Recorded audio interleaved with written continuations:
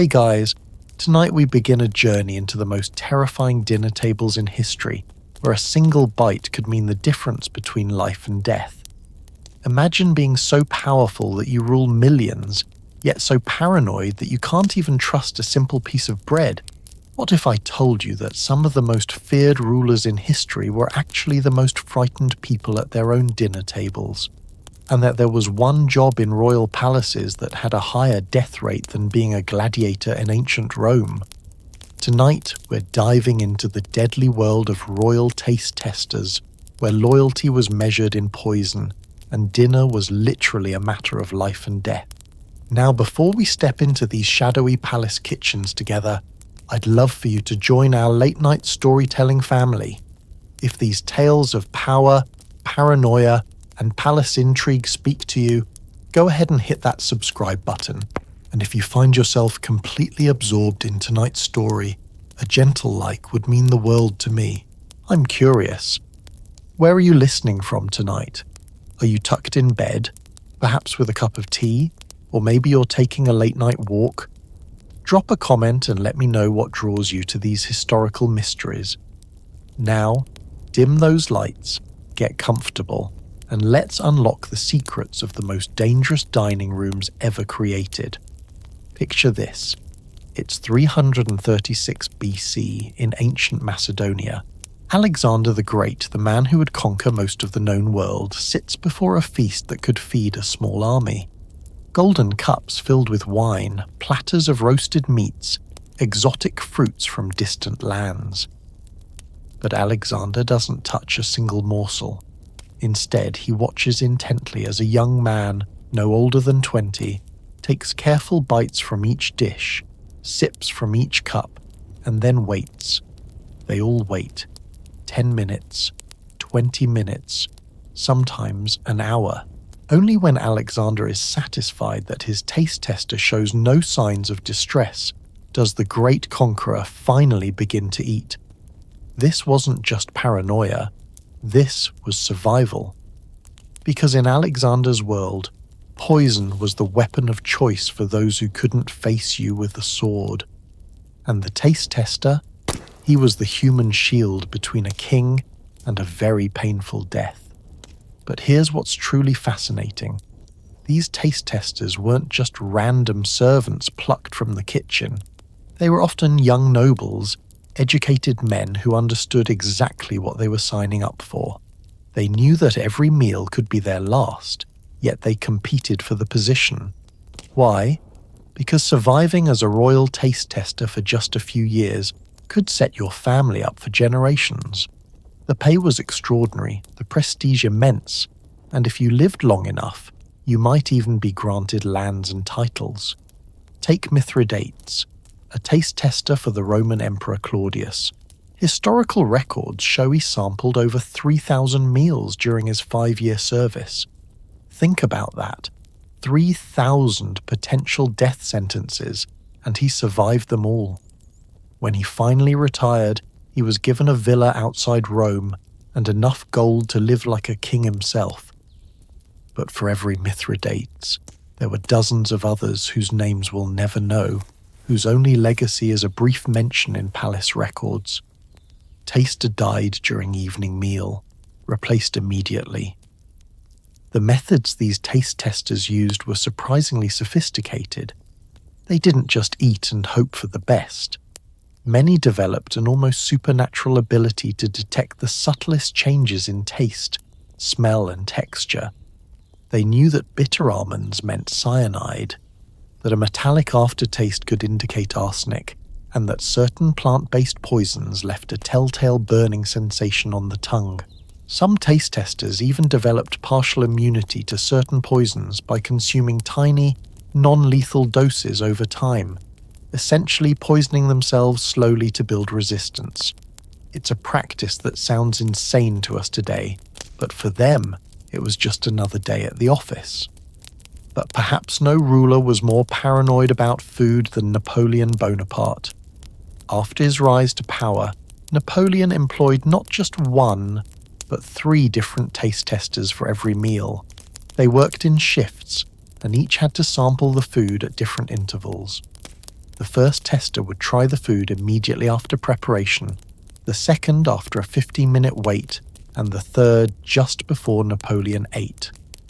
This wasn't just excessive caution.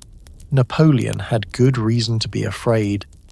During his campaigns, there were at least 7 documented attempts to poison him through his food. One of the most chilling occurred during his Italian campaign in 1796. His primary taste tester, a man named Francois, detected something wrong with Napoleon's morning coffee. The bitter taste was too pronounced, the colour slightly off. Francois took a larger sip to be certain, and within minutes he was convulsing on the ground. He survived barely, but spent 3 days in agony as the poison, later identified as a mercury compound, worked its way out of his system. What's remarkable is that Francois returned to work the very next week. When asked why, he simply said, "The Emperor trusts me with his life. How could I abandon that trust?" This loyalty wasn't just admirable, it was essential, because the relationship between a ruler and their taste tester was perhaps the most intimate bond in the entire palace. More than bodyguards, more than advisors, taste testers shared every meal, every drink, every moment of potential vulnerability with their masters. And the psychological toll was immense. Imagine sitting down to breakfast every morning knowing it might be your last. Historical accounts describe taste testers who developed elaborate rituals before eating, prayers, lucky charms, specific sequences of tasting that they believed would protect them. Some became so anxious that they could barely sleep, constantly worried about the next meal. The irony is that many of these rulers, despite all their precautions, despite watching their taste testers suffer and sometimes die, often met their end through poison anyway. Because where there's absolute power, there's always someone plotting to take it away. And sometimes, the very people meant to protect the king were the ones who ultimately betrayed him. The technology of poison detection in royal courts was surprisingly advanced for its time. Some palaces employed what we might call the first food laboratories, rooms where taste testers could analyze suspicious foods using primitive but effective methods. They used silver utensils not just for their beauty, but because silver would tarnish when exposed to certain sulfur-based poisons. They kept caged birds near the dining area, because birds are more sensitive to airborne toxins and would show distress before humans. But perhaps the most ingenious method was the use of unicorn horn, actually narwhal tusk, which was believed to neutralize poison on contact. While this was pure superstition, the psychological effect was powerful. When a taste tester used a unicorn horn spoon and survived the meal, it reinforced everyone's belief in the protection it provided. As we drift deeper into this world of palace intrigue and deadly dining, you might be wondering about the families of these brave souls who risked everything for their royal masters. What happened to their wives and children when they didn't come home from work? How did entire dynasties of taste testers pass down their dangerous trade from father to son? And speaking of dangerous family traditions, wait until you hear about the bizarre dining rules that meant kings could never ever eat alone, not even for a simple breakfast. Because in our next chapter, we'll discover why royal meals became elaborate theatrical performances, where every bite was a statement of power, and where eating in private was considered more dangerous than eating in public. The reasons will absolutely astound you, and the consequences of breaking these rules were far more severe than you might imagine. The greatest irony of absolute power. The more powerful you became, the less alone time you were allowed to have. And nowhere was this more evident than at the dinner table. While taste testers were busy risking their lives with every bite, the kings and queens they served faced a different kind of torment. The complete and utter impossibility of enjoying a quiet meal. You see, for royalty, eating wasn't just about nourishment. It was theatre. It was politics. It was a carefully choreographed performance where every gesture was scrutinized, every bite was analyzed, and every moment of vulnerability was on full display. Let me paint you a picture of what breakfast looked like for Louis XIV, the Sun King of France. It's 7 a.m. at the Palace of Versailles, and Louis is about to eat a simple piece of bread and drink some chocolate. Sounds peaceful, right? Wrong. Before he can take his first bite, exactly 47 people must be present in the room. I'm not exaggerating. Court records from 1682 list the precise number and rank of every person required to witness the king's morning meal. There's the Grand Master of the Wardrobe, who must ensure the king's napkin is properly folded. The First Gentleman of the Bedchamber, whose job is to watch the king's facial expressions for any sign of discomfort. The Captain of the Guards, positioned exactly 12 feet from the table. Various nobles, diplomats, and courtiers, all standing in perfect formation, all watching the king chew his food. And here's the kicker, they weren't just watching. They were taking mental notes. Who did the king look at while eating? Did he nod approvingly at the bread, suggesting the baker was in good favor? Did he pause while drinking his chocolate, perhaps indicating displeasure with the supplier? Every micro-expression, every small gesture was analyzed and reported throughout the palace within hours. But why? Why subject yourself to this bizarre public dining ritual when you literally own everything and everyone around you? The answer lies in a psychological truth that still applies today. Power is only real if people believe it's real. And for medieval and Renaissance monarchs, there was no better way to demonstrate divine authority than to show that even the most basic human activities, like eating, were sacred events worthy of an audience. Think about it from their perspective. If you're claiming to be chosen by God to rule over millions of people, you can't just sneak into the kitchen at midnight for a sandwich like the rest of us. Every meal becomes a religious ceremony, a reminder to everyone present that they're witnessing something holy, something that separates you from ordinary mortals. Henry VIII of England took this concept to absolutely ridiculous extremes. Historical accounts from his court describe dinner ceremonies that lasted up to 4 hours. Not because the food took that long to eat, but because the ritual of presenting each dish was so elaborate. Henry would sit at a raised table while over 200 courtiers stood in perfect silence, watching him eat course after course. But here's where it gets really interesting. Henry actually hated these public dining spectacles. Private letters written by his personal physician, discovered in the British archives in 1987, reveal that the king suffered from what we would now recognize as social anxiety around meals. He complained of feeling nauseous before large dinner ceremonies and often ate very little during public meals, preferring to have actual meals in private later.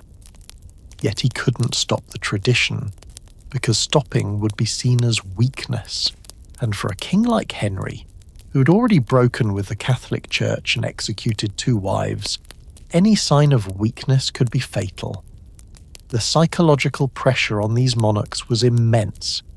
Imagine never being able to make a face at food you don't like, never being able to eat quickly when you're hungry, never being able to have a casual conversation over a meal. Every dinner was a performance review where failure could mean losing not just your crown, but your life. Catherine the Great of Russia understood this better than most. She once wrote in her diary, "I have not eaten a meal in solitude for over 30 years. Even my breakfast toast comes with an audience." But Catherine was clever. She turned the public dining requirement into a strategic advantage. She instituted what she called wisdom dinners, where the brightest minds in her empire were invited to dine with her. While she ate, they would present new ideas, debate philosophy, and discuss innovations. These dinners became legendary throughout Europe, not just for their intellectual content, but because Catherine proved that royal dining could be both public spectacle and practical governance. However, not every monarch was as resourceful as Catherine. Take poor King Ludwig II of Bavaria, known as the Mad King.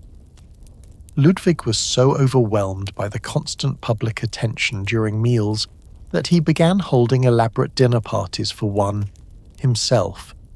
He would have his servants set a table for 12 people, prepare enough food for a dozen guests, and then eat alone while pretending to have conversations with imaginary dinner companions.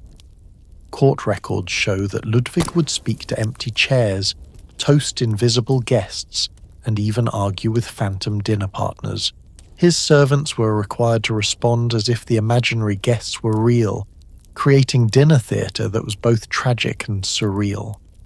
This wasn't madness in the traditional sense. It was a desperate attempt to maintain the public dining tradition while achieving some semblance of mental privacy. But perhaps the most bizarre aspect of royal public dining was the mirror rule.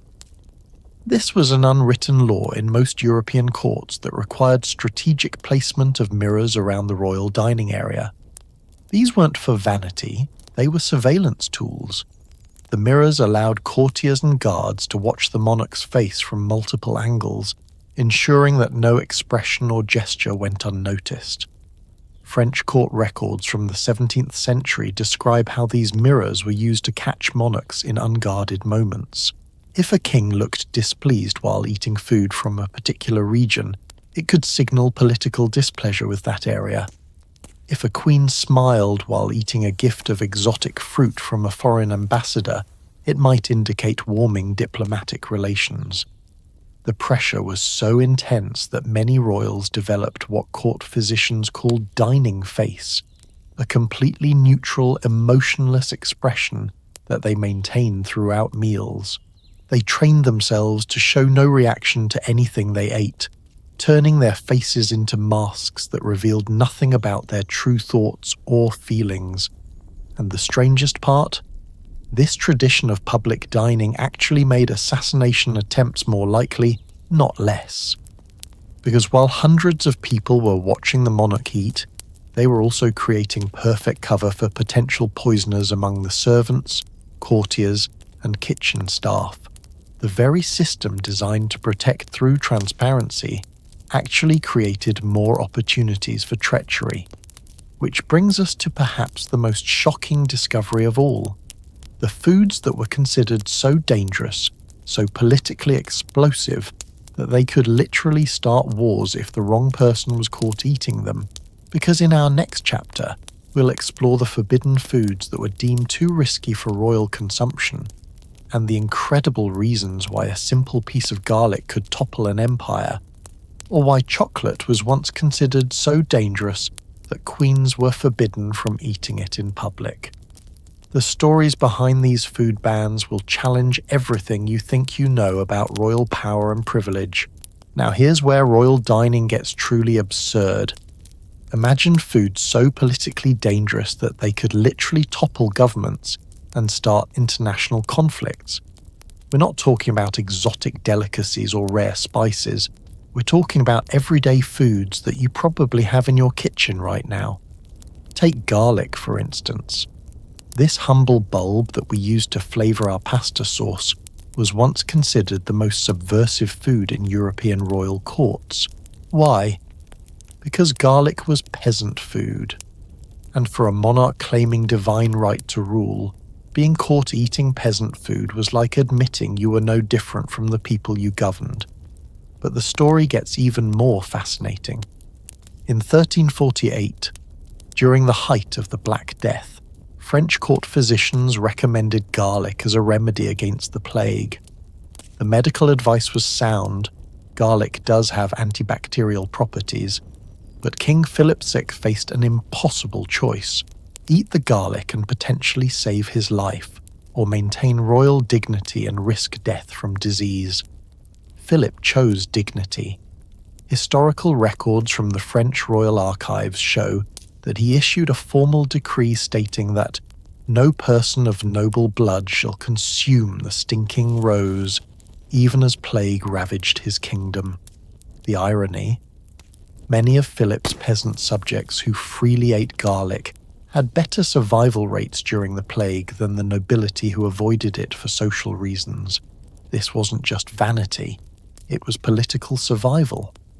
Because in the medieval mind, if a king ate like a peasant, what stopped him from being replaced by a peasant? The distinction between royal and common food wasn't just about taste, it was about maintaining the entire social order.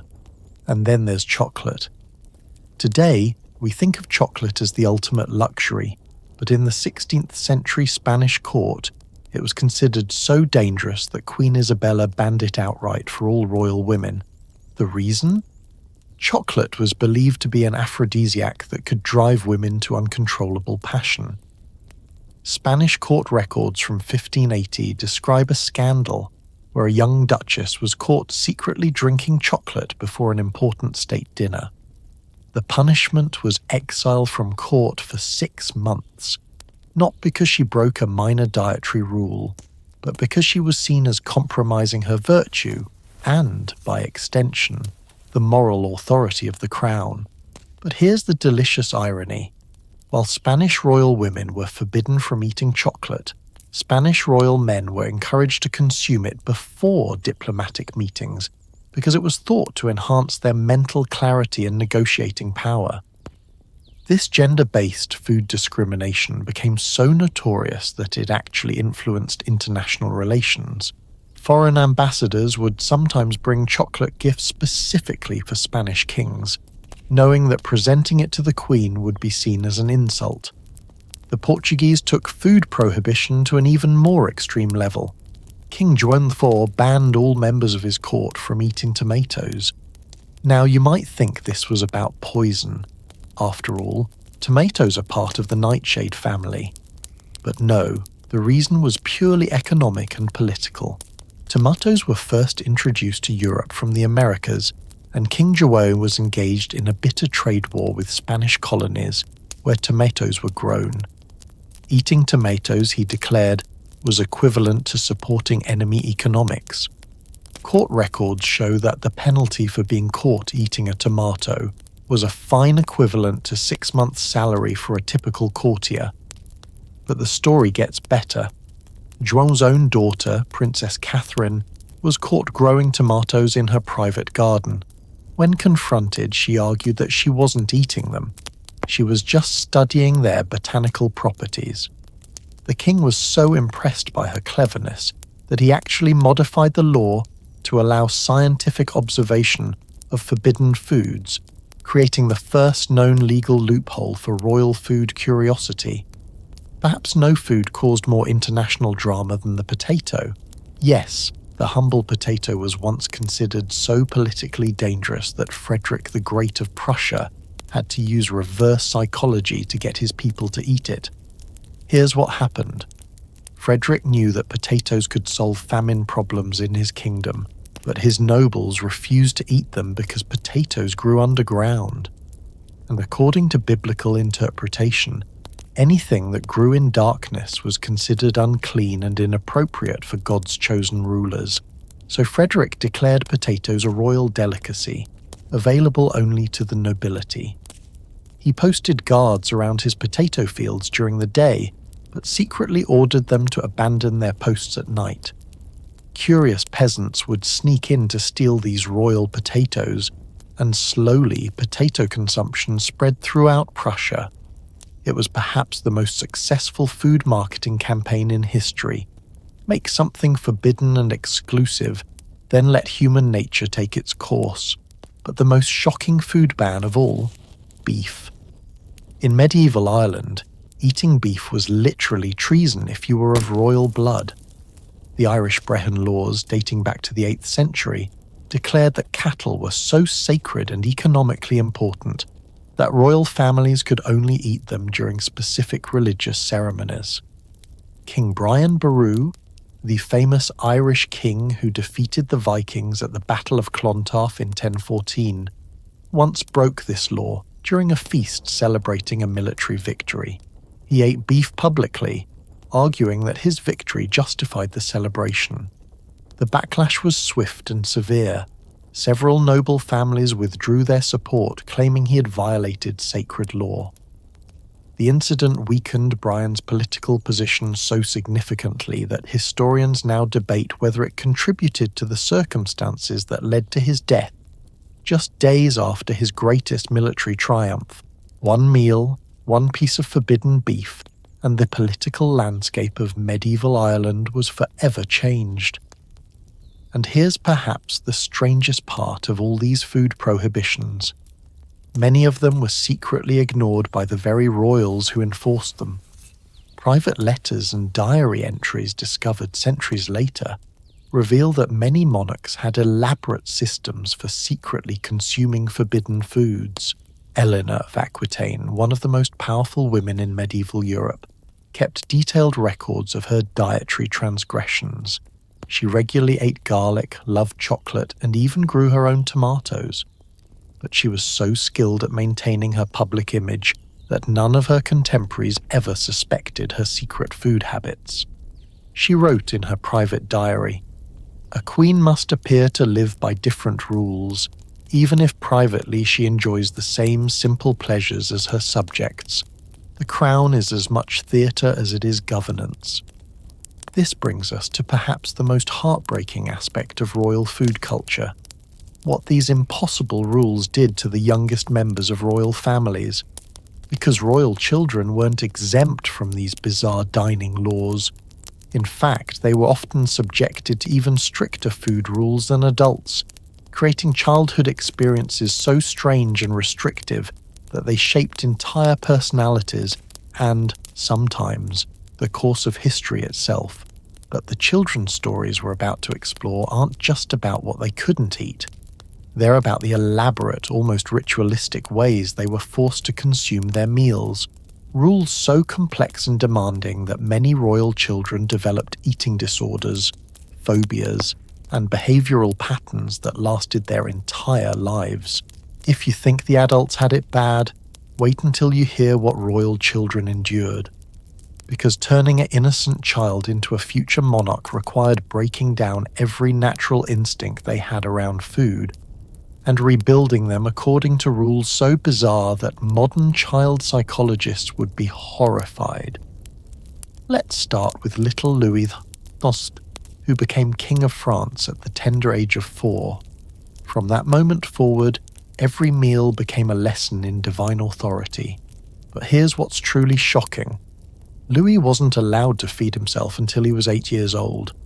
Not because he was incapable, but because royal children eating with their own hands was considered undignified. Instead, a specially trained courtier called the Royal Feeding Master would place each bite into the young king's mouth using a golden spoon. Court records from 1642 show that this process took exactly 47 minutes for a simple breakfast of bread and milk. The child had to sit perfectly still, hands folded, while an adult controlled every aspect of his eating experience. But that's not even the strangest part. Little Louis was required to taste 12 different foods at every meal, regardless of whether he wanted them or not. The reasoning? A future king needed to understand the full range of flavors in his kingdom. If he couldn't appreciate the taste of turnips, how could he govern the farmers who grew them? The psychological impact was devastating. Louis's personal tutor, in letters discovered in the French National Archives, described how the young king would sometimes cry silently during meals, not from hunger, but from the overwhelming pressure of performing royalty while still being a child. He wrote, "The boy king eats not as a child enjoys food, but as an actor performs a role he does not yet understand." And this wasn't unique to France. Across Europe, royal children were subjected to eating rituals that would seem like torture to modern parents. Take young Elizabeth Tudor, later to become Elizabeth I of England. Starting at age 6, she was required to recite a different Bible verse before eating each course of her meal. Court records show that her tutors maintained lists of appropriate verses for different foods, one for bread, another for meat, a third for vegetables. But here's where it gets really twisted. If Elizabeth forgot a verse or recited the wrong one, she wasn't allowed to eat that course. A 6-year-old child going hungry because she couldn't remember the correct biblical passage for her porridge.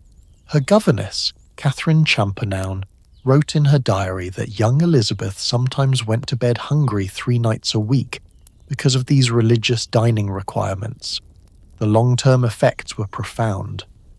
As an adult, Elizabeth was known for her incredibly austere eating habits. She would often eat just 1 meal a day and was famous for her ability to fast for days during political negotiations. Historians now believe this wasn't discipline. It was childhood trauma expressing itself through food control. Russian royal children faced perhaps the most elaborate dining ceremonies of all. In the court of Ivan the Terrible, children as young as 3 were required to participate in what were called training feasts, elaborate practice sessions where they learned proper royal dining behaviour. These weren't casual lessons. They were formal ceremonies lasting up to 3 hours, where young children had to master incredibly complex protocols. For example, they had to know exactly how many seconds to pause between bites, 12 seconds for boys, 15 for girls. They had to learn specific ways to hold their utensils for different types of food. 1 grip for meat, another for vegetables, a third for bread. Most incredibly, they were required to eat in specific emotional states. Court manuscripts from the 16th century describe how children were taught to eat with joy when consuming foods from allied regions, and to eat with solemn respect when consuming foods associated with military victories. Imagine being 5 years old and having to regulate your emotional expression while eating a piece of bread because it came from a politically significant region. The training was so intense that many royal children developed what we would now recognize as eating disorders. Prince Alexei, son of Peter the Great, became so anxious around food that he would vomit before formal meals. Court physicians of the time didn't understand this as psychological trauma. They thought he was being poisoned and subjected him to even more elaborate food testing procedures, which only made his anxiety worse. But perhaps the most heartbreaking example comes from the Chinese imperial court. Young princes and princesses were subjected to something called the harmony of flavors ritual, where they had to eat foods in specific combinations that represented political alliances. If the emperor was negotiating with a neighboring kingdom, the children might be required to eat rice, representing their own empire, mixed with specific spices representing the other kingdom, and they had to eat these combinations with perfect composure, even if the flavors were terrible. Court records from the Ming dynasty describe children as young as 4 being forced to eat combinations like bitter melon with sweet fruit or salty fish with honey, all while maintaining royal dignity. The rationale was that future rulers needed to understand that sometimes you have to accept unpleasant things for the good of the state. But the reality was traumatizing. Many of these children grew up with severe food aversions and complicated relationships with eating that lasted their entire lives. And here's what's most disturbing. These children weren't just learning to eat. They were learning to suppress their natural human responses. They couldn't make faces at bad-tasting food, couldn't express preferences, couldn't even eat when they were hungry if it wasn't the designated mealtime. Young Mary, Queen of Scots, raised in the French court, was forbidden from asking for food between meals. Court etiquette demanded that royal children wait for food to be offered, never request it. If she was hungry at 2 p.m. but dinner wasn't until 6 p.m., she simply had to endure the hunger in silence. Her letters to her mother, discovered in Scottish archives, describe the constant gnawing sensation of being hungry, but not being allowed to express that need. The psychological manipulation was incredible.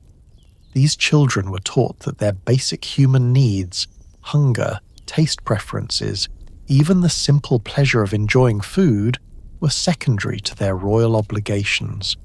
They learned to disconnect from their own bodies, to treat physical sensations as less important than political appearances.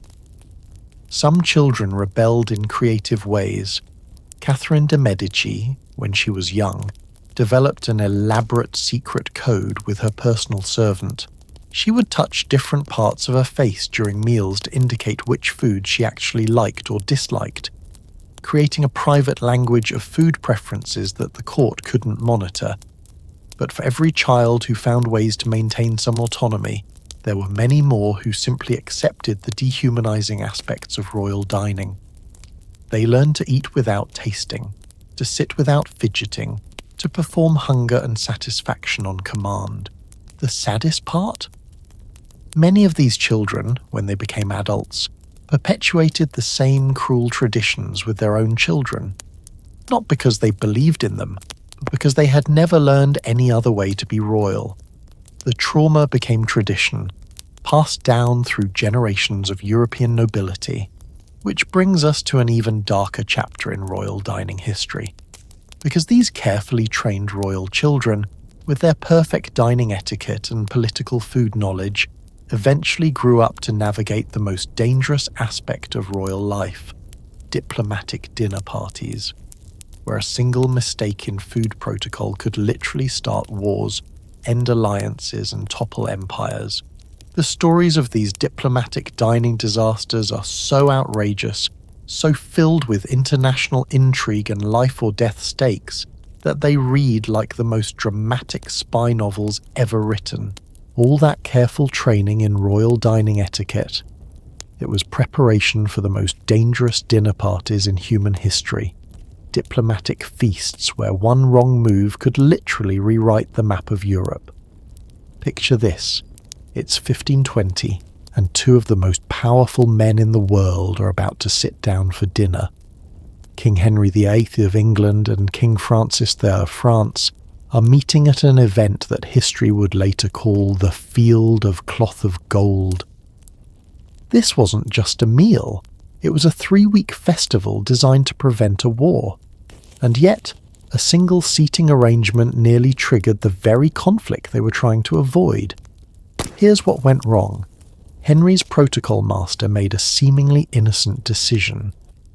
He seated the English nobles on the right side of the high table, the traditional place of honour, and the French nobles on the left. But here's the problem. In French court tradition, the left side was actually the place of honour. The French delegation interpreted this as a deliberate insult, suggesting that England considered itself superior to France. The tension was immediate and electric. French nobles began standing during the meal, a clear sign of disrespect. English courtiers responded by adjusting their positions to look down on the standing French. Within minutes, what was supposed to be a peace dinner had become a cold war fought with body language and dining positions. Francis I himself was so offended that he ordered his entire retinue to eat standing for the remainder of the feast, turning the entire dinner into a bizarre standoff where one side sat and the other stood, all while trying to maintain diplomatic smiles and negotiate peace treaties. The incident was so serious that it took 3 days of behind-the-scenes negotiation just to arrange the next meal. And here's the kicker.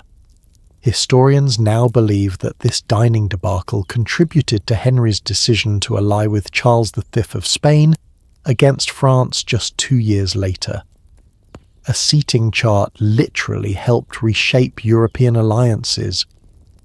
But the French were masters of food diplomacy themselves, sometimes using it with devastating effectiveness.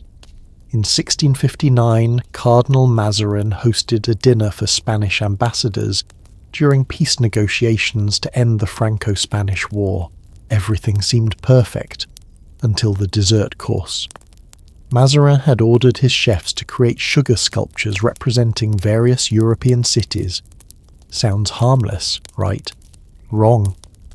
The sugar sculpture of Madrid, Spain's capital, was deliberately made smaller than the one representing Paris. Worse, It was placed at the far end of the table, symbolically distant from the place of honor. The Spanish ambassador, Diego de Saavedra, immediately understood the insult. In his diary, later discovered in Spanish archives, he wrote, "The French have made their position clear. They see Madrid as a distant secondary city compared to their Paris. This sugar speaks louder than any treaty negotiation." Saavedra stood up, walked to the Madrid sculpture, and deliberately knocked it over with his hand. Then he calmly returned to his seat and continued eating as if nothing had happened. The gesture was so shocking that the entire room fell silent. Mazarin, to his credit, simply ordered the servants to bring out new desserts without any city sculptures. But the damage was done. Negotiations stalled for 6 months because of that sugar sculpture incident. What should have been a simple peace treaty signing turned into an extended diplomatic crisis, all because someone thought it was clever to rank European capitals by dessert size. The Chinese took food diplomacy to an even more sophisticated level. During the Ming dynasty, imperial banquets weren't just about eating. They were elaborate intelligence operations disguised as dinner parties. Consider the famous Jade Harmony Banquet of 1582, hosted by Emperor Wanli for visiting Japanese envoys. Every single dish served contained a hidden message about Chinese military capabilities and political intentions. The number of courses indicated how many provinces China was prepared to defend. The types of meat suggested which animals the Chinese military used for transportation. Even the arrangement of vegetables on each plate followed patterns that corresponded to Chinese troop formations. The Japanese envoys, who were also trained in this symbolic language, understood immediately that they were being shown China's complete military readiness. The dinner was essentially a peaceful way of saying, "We're prepared for war, but we'd prefer to negotiate." But sometimes cultural differences in food diplomacy led to hilarious misunderstandings with serious consequences. In 1683, a Russian delegation visited the court of Louis XIV in France.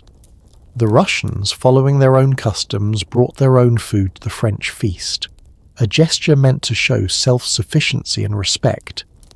The French, however, interpreted this as a massive insult, suggesting that French food wasn't good enough for Russian palates. The situation escalated when the Russian ambassador Peter Tolstoy began eating from his own supplies while sitting at Louis's table. To the French court, this was the equivalent of spitting in the king's face. Louis XIV was so offended that he stood up and left his own dinner party, something that had never happened before in the history of Versailles. The Russian delegation was expelled from France within 48 hours, and diplomatic relations between the two countries remained frozen for over a decade. But here's the twisted part. The Russians had no idea they had caused offence. In their culture, bringing your own food to a feast was considered the highest compliment. It meant you wanted to share your own delicacies with your hosts. Two cultures, two completely different interpretations of the same gesture, and the result was years of international tension.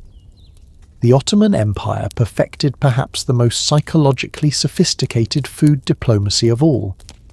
They used something called the Sultan's silence, strategic moments during diplomatic dinners when the Sultan would simply stop eating and stare at his guests. During a 1663 negotiation with Austrian ambassadors, Sultan Mehmed IV employed this technique with devastating effect. Halfway through the meal, he put down his utensils and fixed his gaze on the Austrian delegation. He didn't speak, didn't move, just stared while everyone else sat in increasingly uncomfortable silence.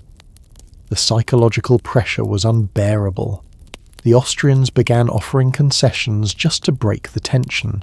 Within 20 minutes of absolute silence, they had agreed to territorial concessions that their government had previously deemed unacceptable.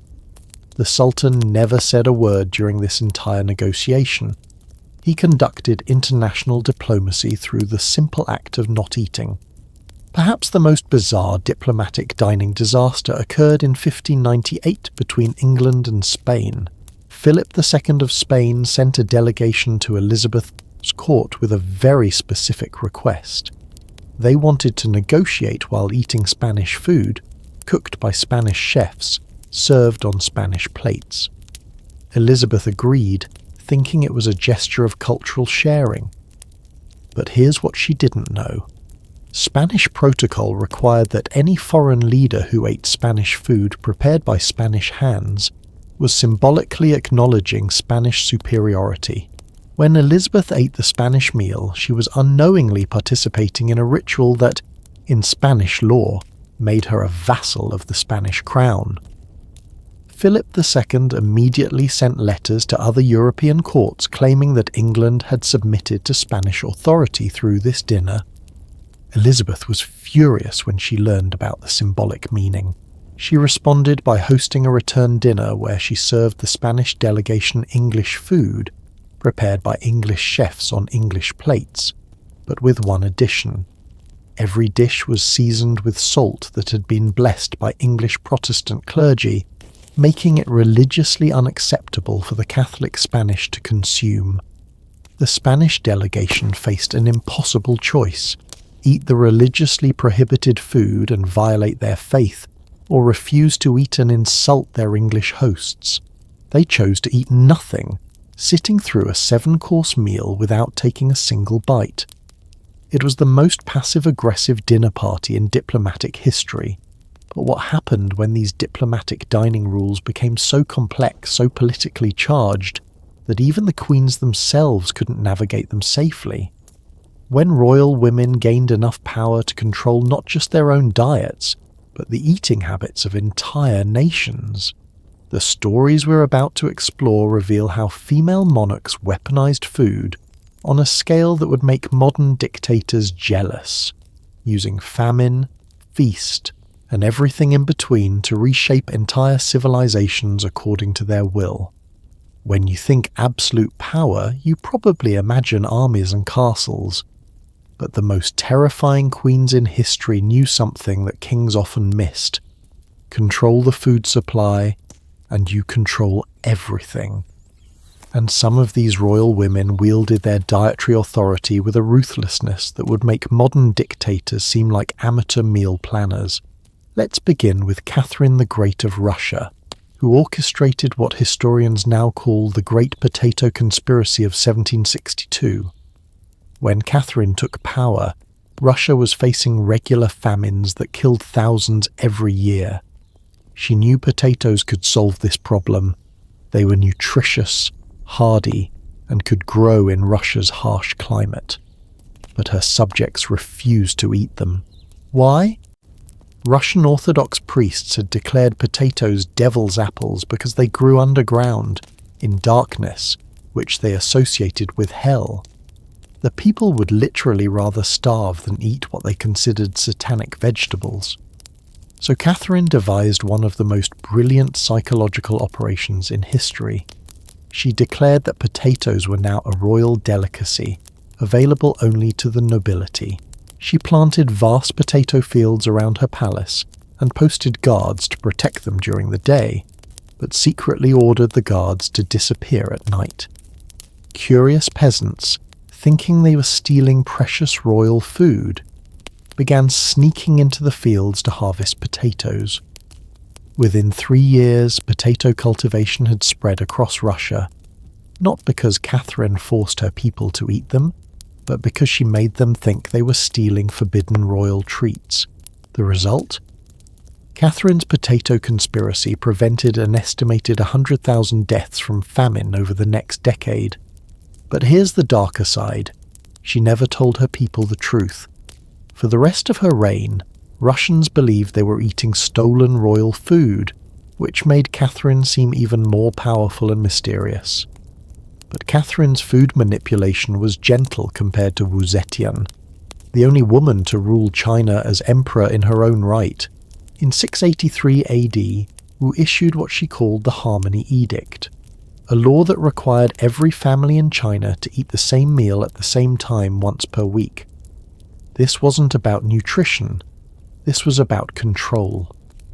Wu realized that if she could synchronize the eating habits of 50 million people, she could demonstrate a level of authority that no previous ruler had achieved. Government officials would travel throughout the empire, announcing the weekly meal through drums and bells.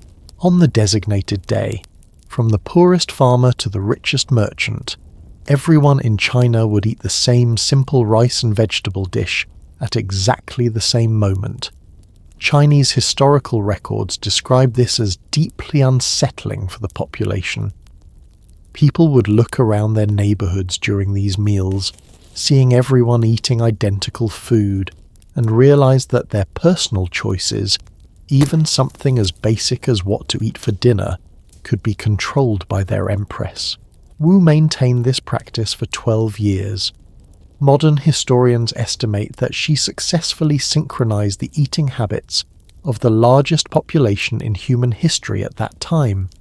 It was a demonstration of power so absolute that it bordered on the supernatural in the minds of her subjects. But perhaps no queen used food control more ruthlessly than Isabella of Castile. In 1480, she issued the purity laws, religious dietary restrictions that were supposedly about faith, but were actually about ethnic cleansing.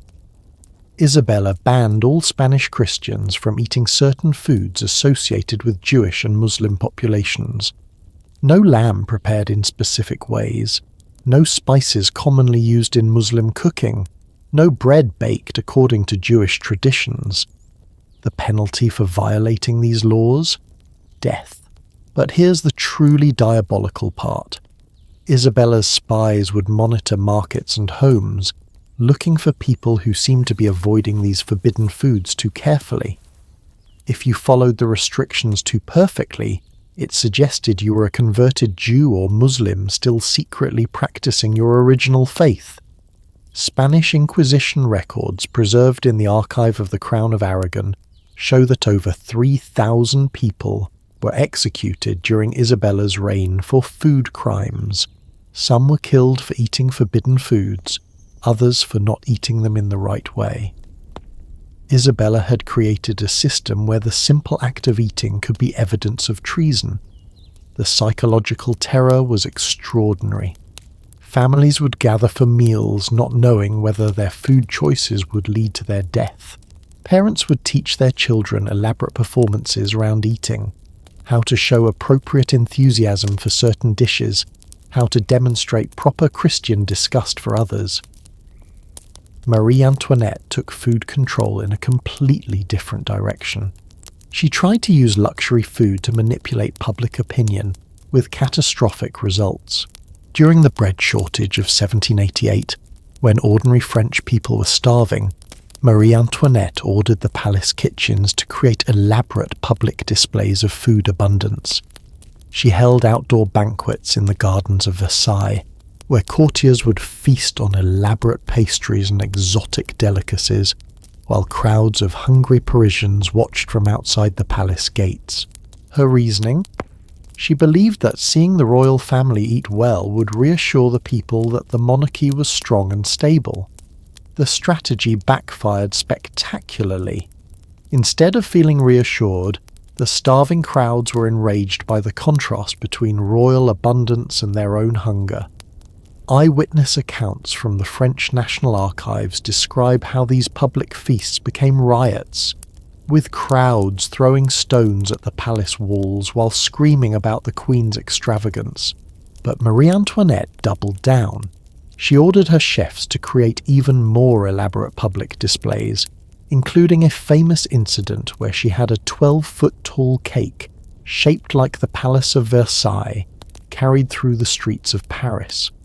The message was supposed to be, "Look how magnificent your royal family is," but the starving population heard it as, "Look how little we care about your suffering." The historians now point to these food displays as one of the direct causes of the French Revolution. Marie Antoinette's attempt to use luxury food as propaganda literally helped trigger the violent overthrow of the monarchy. Elizabeth I of England pioneered a more subtle but equally effective form of food control. She created what she called loyalty meals, mandatory feast days when all English subjects had to eat specific foods that demonstrated their allegiance to the crown. On the anniversary of her coronation, every English household had to serve roast beef, representing English strength. On the anniversary of the defeat of the Spanish Armada, everyone had to eat fish, representing English naval power. These weren't suggestions, they were royal commands enforced by local officials. English parish records from the 1590s show that families who couldn't afford the required foods would borrow money, sell possessions, or go into debt rather than risk being seen as disloyal. Elizabeth had turned eating into a patriotic duty, but also an economic burden that kept her subjects financially dependent on the crown. The most shocking aspect of all these queens' food policies, they worked. These women understood something that male rulers often missed. Food is the most intimate form of control possible. When you control what people eat, when they eat it, and how they think about it, you don't just control their bodies, you control their minds. But controlling an entire nation's diet was just the beginning. Because these powerful queens also developed ways to communicate in secret, using the very dining process itself as a form of encrypted messaging. The codes they created with silverware, plate arrangements, and eating gestures were so sophisticated that they could conduct entire conversations, plan assassinations, and coordinate military operations, all while appearing to simply enjoy a peaceful meal.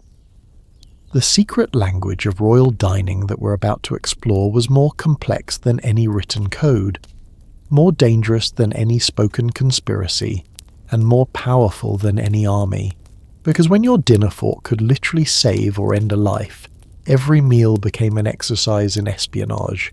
What if I told you that throughout history the deadliest conversations never involved a single spoken word? That across the grand dining halls of Europe, Asia, and beyond, entire conspiracies were planned, lives were saved or condemned, and empires rose and fell, all through the seemingly innocent arrangement of dinner forks and wine glasses. Welcome to the secret world of royal silverware linguistics, where a knife placed at the wrong angle could start a war, and when knowing how to read a dinner table could literally mean the difference between life and death. Let's start with perhaps the most sophisticated example, the court of Louis XIV at Versailles. French royal dining had evolved into what historians now call the Silent Symphony, a complex communication system using silverware that was more intricate than modern computer code. Here's how it worked. If a courtier placed their knife parallel to their plate with the blade facing inward, it meant, "I agree with the current political discussion." Blade facing outward meant, "I disagree." But crossing the knife over the fork meant, "I have urgent information to share privately." And if someone placed their knife perpendicular to their plate with the handle pointing toward another person, that was essentially pointing a finger.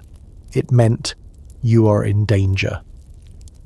Court records from 1682, preserved in the French National Archives, describe a dinner where the Duke of Monmouth, King Charles II's illegitimate son, was visiting Versailles.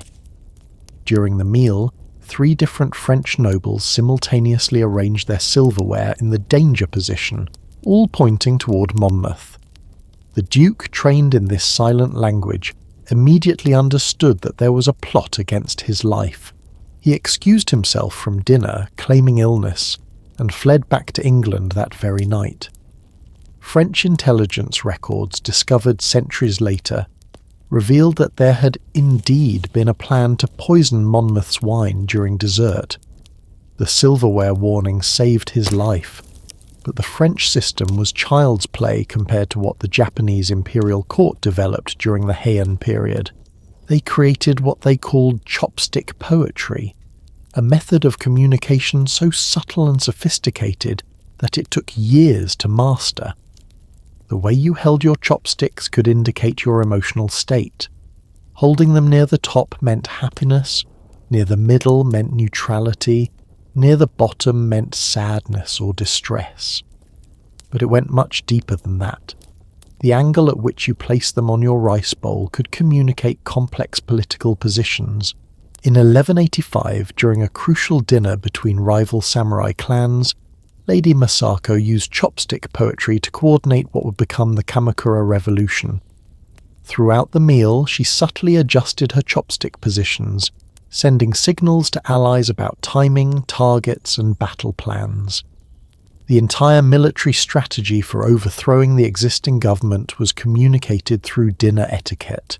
What's remarkable is that the opposing clan leaders were sitting at the same table, watching Lady Masako eat, completely unaware that she was orchestrating their downfall with every movement of her utensils.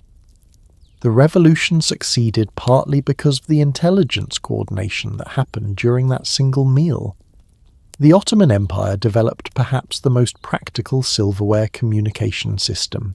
They called it the Sultan's Grammar, and it was primarily used for communicating during diplomatic dinners, when interpreters might be spies. Turkish court manuals from the 16th century, housed in the Topkapi Palace archives, detail over 200 different silverware signals. For example, if the Sultan touched his spoon to his lips 3 times before eating, it meant, "I am considering this proposal favourably." If he stirred his food clockwise, it meant yes, counterclockwise meant no. But the most ingenious signal was what they called the mirror move. If the Sultan exactly mimicked another person's silverware movements, it meant, "I want to continue this conversation privately after dinner." During a 1566 negotiation with Venetian ambassadors, Sultan Suleiman used this technique to signal his interest in a secret trade agreement that couldn't be discussed openly. The Venetian ambassador, Marcantonio Barbaro, understood the signal and stayed behind after the formal dinner ended. They negotiated a secret spice trade monopoly that gave Venice exclusive access to certain Ottoman markets for over 50 years, all because of a mirrored fork movement during dessert. But silverware communication could also be weaponized in devastating ways. Catherine de' Medici, the Italian-born Queen of France, was notorious for using dinner signals to coordinate assassinations.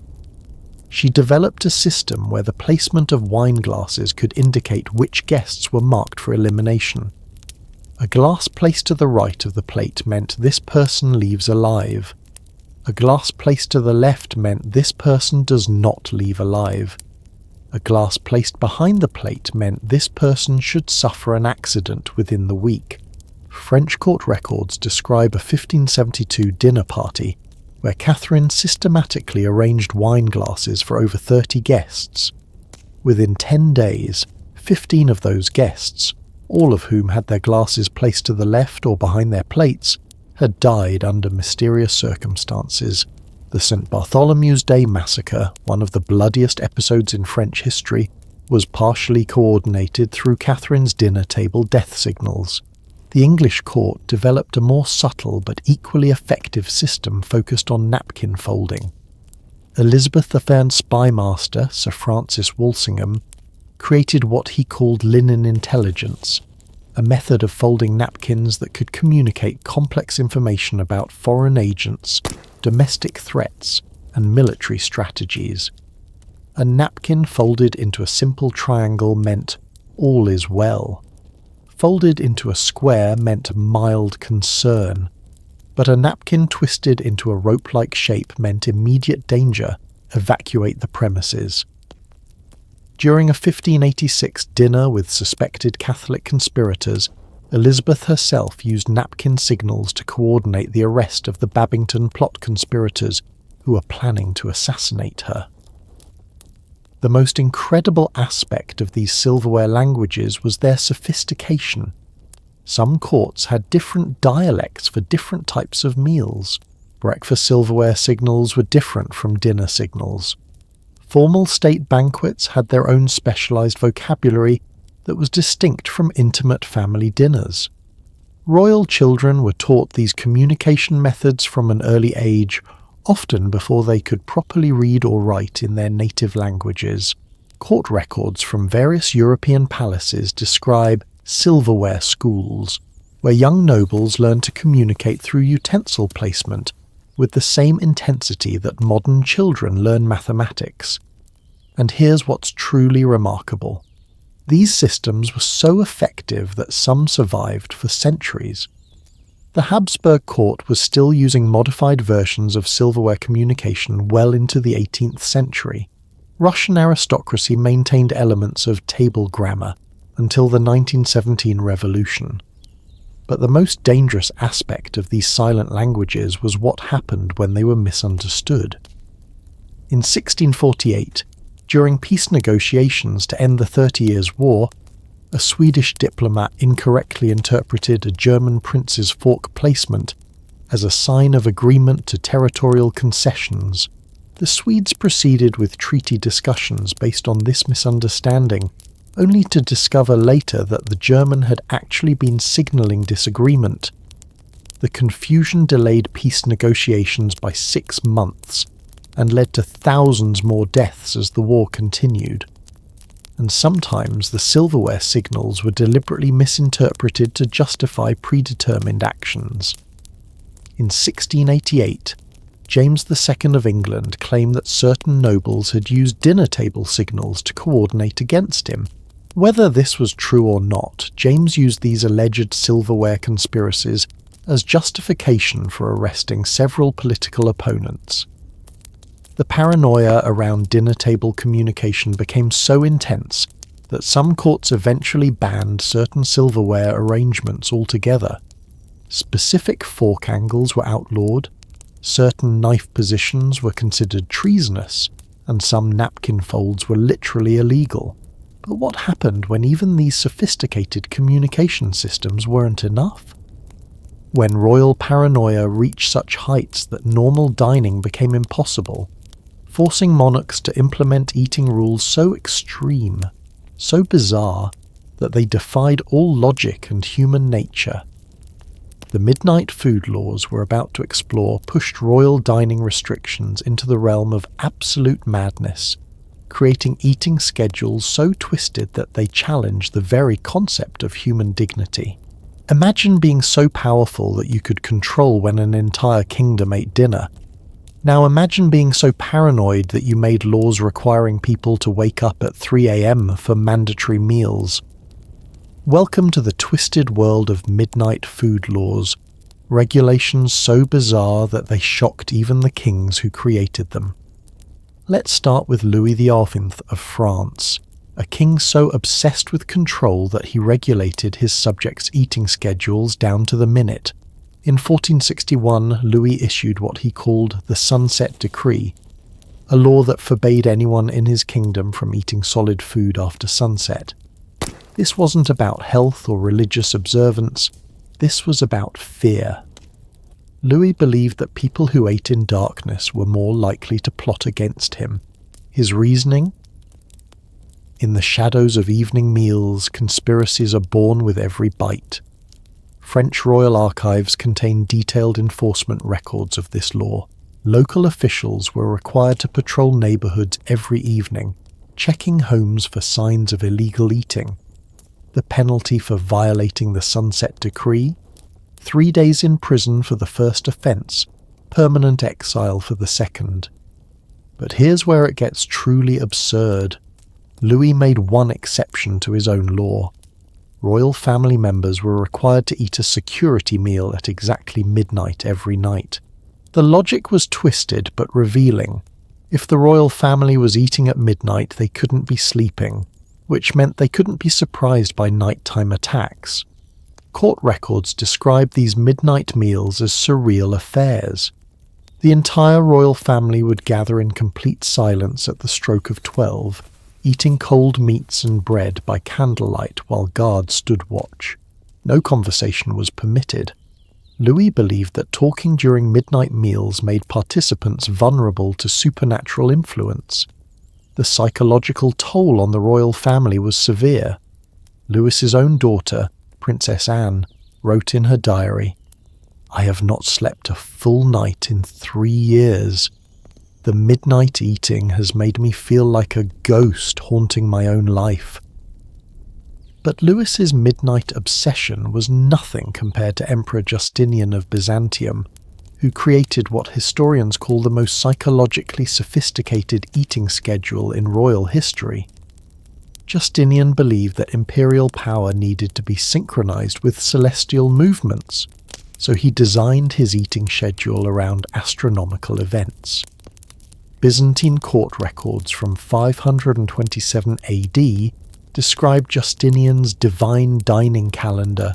The emperor would eat his main meal at different times each day, calculated according to the position of stars and planets. Sometimes dinner was at 2 a.m., sometimes at 4 p.m. Sometimes he wouldn't eat for 18 hours straight if the stars weren't properly aligned. But here's the truly insane part. Justinian required his entire court to follow the same schedule. Over 300 courtiers, servants and officials had to adjust their eating times daily, according to astronomical calculations performed by the imperial astrologers. Palace records describe the chaos this created. Servants would sometimes prepare elaborate feasts at 3 a.m., only to be told that planetary movements had shifted and the meal needed to be delayed until dawn. Kitchen staff worked in rotating shifts around the clock, never knowing when they'd be called to prepare an emergency imperial meal. The human cost was devastating. Court physician records, preserved in the Marciana Library in Venice, document that over 40% of palace staff suffered from what we would now recognize as severe insomnia and eating disorders. Some courtiers began secretly eating on normal schedules and pretending to follow the imperial timetable, risking execution if discovered. Henry VI of England took midnight food laws in a completely different direction. In 1445, he implemented what he called sacred fasting nights, mandatory periods when no one in England was allowed to eat between sunset and sunrise. But here's the twist. These fasting nights were declared randomly, sometimes with only hours of notice. Henry's messengers would ride throughout the kingdom, announcing that tonight the realm fasts in service to God. Anyone caught eating during a declared fasting night faced charges of blasphemy. English parish records show that these random fasting declarations occurred 127 times during Henry's reign, sometimes 3 nights in a row, sometimes with months between declarations. The unpredictability was intentional. Henry believed that uncertainty about when they could eat would keep his subjects in a constant state of religious fear and political submission. The economic impact was catastrophic. Innkeepers never knew when they'd be forced to stop serving food. Families couldn't plan meals. The fishing industry collapsed because fishermen couldn't eat during night shifts if a fasting decree was suddenly announced. But perhaps the most psychologically cruel midnight food law came from Ivan the Terrible of Russia. In 1570, Ivan implemented the loyalty testing meals, a system where suspected traitors were forced to eat specific foods at 3 a.m. while Ivan watched. Here's how it worked. If Ivan suspected someone of disloyalty, he would summon them to the palace at 3 a.m. for a midnight meal of truth. The suspect would be presented with foods that had symbolic meanings. Black bread represented confession of guilt, white bread represented claims of innocence, and meat represented willingness to die for the Tsar. Russian court chronicles describe these sessions as psychological torture. The accused would sit in a dimly lit room while Ivan stared at them, trying to divine their loyalty based on how they ate. If they ate too quickly, it suggested nervousness and possible guilt. If they ate too slowly, it suggested they were stalling to think of lies. The most chilling aspect. Ivan would often already know whether the person was guilty or innocent before the meal began. The midnight eating session was pure theatre, a way to psychologically break his victims before executing them. Court records show that of 78 people subjected to these midnight loyalty meals, 71 were executed within a week regardless of how they performed. Some rulers used midnight food laws to demonstrate religious devotion in the most extreme ways possible. The Fatimid Caliph al-Hakim bi Amr Allah, who ruled Egypt from 996 to 1021, created eating schedules that he claimed were directly inspired by divine revelation. Al-Hakim declared that true believers should eat only during specific hours that corresponded to prayer times, but he complicated this by claiming that Allah had revealed to him different eating schedules for different social classes. Nobles could eat during certain hours, merchants during others, and peasants during completely different times. The result was a society where your social status determined when you were legally allowed to eat. Historical records from the Cairo Geniza describe the surreal sight of Egyptian cities, where different groups of people would be eating at different times throughout the day, like a society-wide version of musical chairs played with meals. But the enforcement was brutal. Al-Hakim's religious police would patrol markets and homes, arresting anyone eating outside their designated hours. The penalty for temporal eating violations was public flogging for the first offence, exile for the second. The Chinese imperial court developed perhaps the most sophisticated midnight eating regulations, based on traditional medicine and Confucian philosophy. During the Tang dynasty, emperors followed eating schedules designed to maintain harmony between their bodies and the cosmic order. Chinese court medical records describe how the emperor's eating times were calculated according to the five-element theory: wood, fire, earth, metal, and water. Each element corresponded to different times of day, different seasons, and different types of food. Eating the wrong food at the wrong time was believed to disrupt not just the emperor's health, but the stability of the entire empire. Emperor Xuanzong, 712-756 AD, took this to extremes, requiring that all imperial meals be served at times calculated by court mathematicians, according to complex formulas involving lunar cycles, seasonal changes, and the emperor's personal astrological chart. Palace records show that Xuanzong sometimes went days without eating, because the calculations indicated that no time was cosmically appropriate for imperial dining. During one documented period in 743 AD, he fasted for 6 consecutive days, because court astronomers determined that planetary alignments made all eating times inauspicious for the Son of Heaven. The irony of all these midnight food laws? They often made the rulers who created them more vulnerable, not less. Predictable eating schedules gave assassins clear windows of opportunity. Random eating times created chaos that conspirators could exploit. And the psychological stress of maintaining these bizarre schedules often drove rulers to make poor political decisions. But even these midnight food laws pale in comparison to what happened when royal eating violations moved beyond schedule restrictions into the realm of physical punishment. Because when monarchs decided that breaking dining etiquette deserved the same penalties as treason, the consequences became so severe that some nobles spent decades eating standing up, using only their non-dominant hands, or following dining restrictions so humiliating that they defined the rest of their lives. There's something uniquely cruel about punishing someone through the basic act of eating, and in royal courts, violating dining etiquette could result in sentences so humiliating, so physically punishing, that many nobles chose exile over enduring them. Some punishments lasted decades, entire lifetimes spent eating in ways designed to break both body and spirit. Consider the case of Charles Blount, the Earl of Devonshire, who in 1601 made what seemed like a minor mistake during a dinner with Queen Elizabeth there. He reached for his wine glass with his left hand, a violation of court etiquette that indicated disrespect to the crown. Elizabeth's response was swift and merciless. she sentenced Blount to eat all future meals in the manner of penitence for the remainder of his time at court. What did this mean? For the next 4 years, until Elizabeth's death, Blount was required to eat every meal standing up, using only his left hand while facing away from all other diners. English court records from the Hatfield House archives detail the psychological toll this took on Blount. He lost significant weight because eating with his non-dominant hand while standing made meals incredibly difficult and time-consuming. Worse, the social isolation was devastating. He became known as the Backwards Earl because he always faced away from others during meals.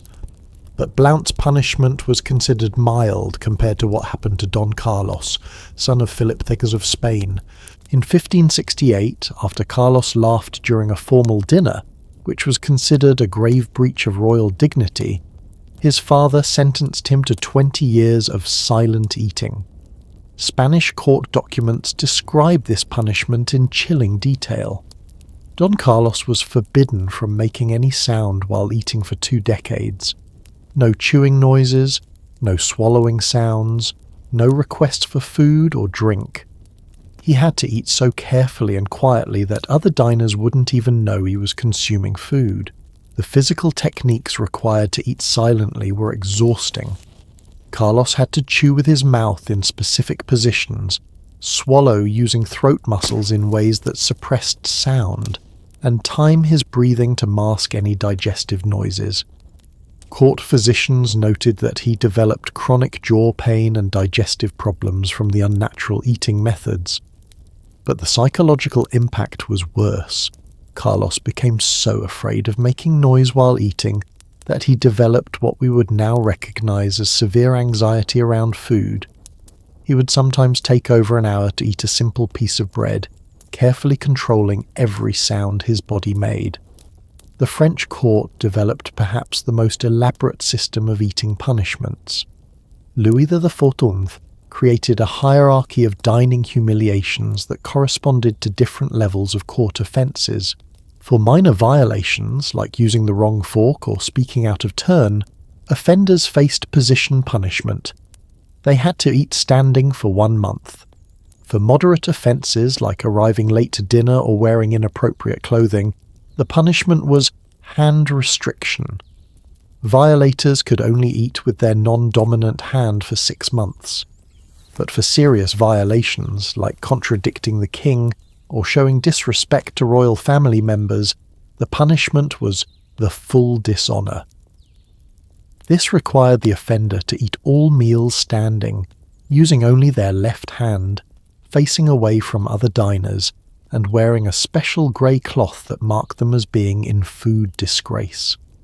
French court records from 1683 document the case of the Marquis de Maintenon, who was sentenced to full dishonour for 3 years after he criticised the Queen's choice of dinner entertainment. The physical and social consequences nearly destroyed him. Maintenon's letters to his wife, preserved in the Bibliothèque Nationale, describe the ordeal. "I am become a ghost at my own table. My arm aches constantly from the unnatural eating position. I have lost the companionship of dining, which I never realized was so essential to human happiness. Food has become a daily reminder of my shame rather than a source of nourishment." But perhaps the most psychologically cruel punishment was developed by Catherine de' Medici.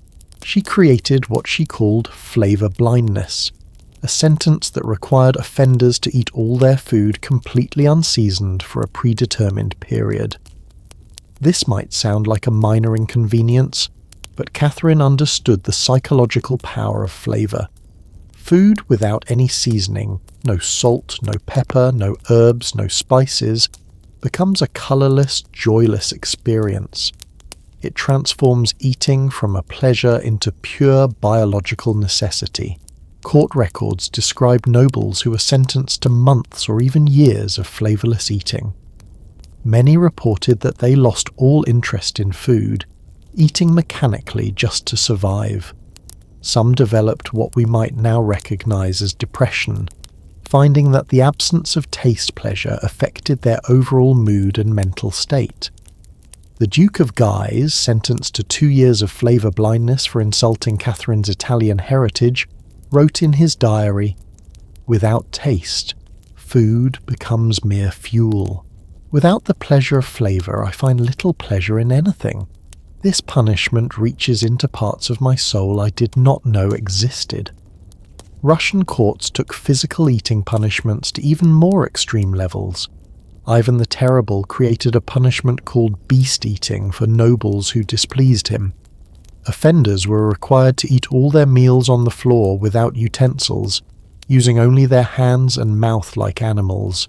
Russian chronicle records describe boyars, high-ranking nobles, crawling on the ground to eat from bowls placed on the floor while Ivan and his court watched.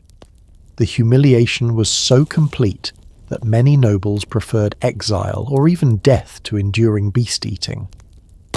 But Ivan added a twisted psychological element. The punishment could be inherited. If a noble died while serving a beast-eating sentence, their eldest son had to complete the remaining term. This created multi-generational shame, where entire family lines could be marked by the humiliation of their ancestors' eating punishments. The most documented case is Prince Andrei Kurbsky, who fled Russia rather than serve a beast-eating sentence, leaving his young son to inherit the punishment. Court records show that Kurbsky's son spent 7 years eating on the floor like an animal, a daily reminder of his father's alleged betrayal. Some rulers used eating punishments as political theatre, designed to demonstrate their absolute power to other courtiers. Charles I of England perfected what he called public eating shame during the 1630s. When nobles violated court protocol, Charles would sentence them to eat their meals in the palace courtyard, visible to servants, visitors, and common people. The psychological impact of eating while being watched by social inferiors was considered one of the most humiliating experiences possible for aristocrats.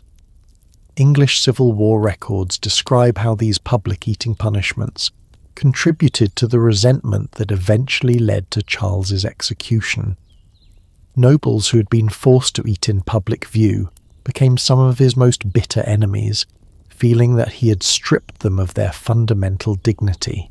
But the strangest aspect of these eating punishments was how they sometimes backfired. Some nobles developed a perverse pride in their ability to endure humiliating dining restrictions. They turned their punishments into demonstrations of strength and resilience. The Earl of Essex, sentenced to 3 years of standing meals, actually developed a following among younger courtiers who admired his stoic endurance. He became more politically influential during his punishment than he had been before it, as nobles began to see him as a martyr to royal tyranny. And in some cases, the physical changes required by eating punishments actually improved the health of those sentenced. Nobles forced to eat standing up developed better posture and stronger leg muscles. Those restricted to their non-dominant hands became ambidextrous and mentally sharper. But these silver linings were rare exceptions. Most eating punishments achieved their goal of breaking the spirit and political will of those who challenged royal authority. They served as constant daily reminders that even the most basic human activities could be controlled and manipulated by those in power. Yet even these elaborate punishment systems couldn't protect monarchs from the greatest threat of all, the people closest to them, the ones who controlled their food before it ever reached the royal mouth. Because while kings were busy humiliating nobles with eating punishments, a select group of food tasters were quietly accumulating power that would eventually rival the monarchs themselves, building influence so vast that they could topple empires with a single strategic decision about what to taste and what to accidentally overlook. Here's the ultimate irony of royal power. The people hired to protect kings from poison often became more dangerous than any assassin ever could be, because while monarchs focused on grand political schemes and military campaigns, A small group of food tasters quietly built empires of influence that could make or break dynasties with a single strategic bite. Meet Locusta of Gaul, arguably the most powerful woman in the Roman Empire, despite never holding any official title. Locusta wasn't a queen or a senator. She was Nero's chief poison taster, and secretly his chief poison maker. Roman historians Tacitus and Suetonius document how Locusta essentially controlled the imperial succession for over a decade through her unique position. Here's how she operated. As Nero's official taster, Locusta had legitimate access to all imperial food and complete knowledge of palace dining schedules. But what Nero didn't know was that Locusta was simultaneously working for multiple political factions, using her position to gather intelligence and coordinate assassinations. Roman court records preserved in the Vatican secret archives show that Locusta was paid by at least 7 different noble families to provide information about Nero's eating habits, health, and psychological state. She knew when he was anxious, he ate more sweet foods. When he was planning military campaigns, he consumed more meat, and when he was politically vulnerable, he drank more wine. But Locusta's real power came from what she chose not to taste. In 68 AD, when a conspiracy formed against Nero, Locusta simply forgot to test his evening wine. She later claimed she'd been called away on urgent business, but the wine contained a slow-acting poison that contributed to Nero's deteriorating mental state in his final months. The brilliance of her strategy. If the poison killed Nero, she could claim she was protecting the empire from a mad emperor. If he survived, she could claim she had saved his life by detecting the poison. Either way, she emerged more powerful than before. When Nero died, Locusta immediately transferred her services to Emperor Galba, bringing with her detailed intelligence about Nero's former allies and enemies. She had essentially become the institutional memory of imperial power, more valuable to new rulers than any senator or general. But perhaps no taste tester accumulated more political influence than Ahmad ibn Tulun's personal food guardian, a man known only as al-Dawak, the taster, in 9th century Egypt. Historical records from the Abbasid period, housed in the British Museum, reveal that al-Dawak transformed his humble position into a shadow government that controlled much of medieval Egypt. Al-Dawak's innovation was recognizing that taste testing gave him unique access to private information. While officially sampling food, he was actually present during the most confidential discussions in the palace. Rulers spoke freely around their taste testers, treating them like furniture rather than people. Over 20 years of service, al-Dawak accumulated secrets about every major political figure in Egypt.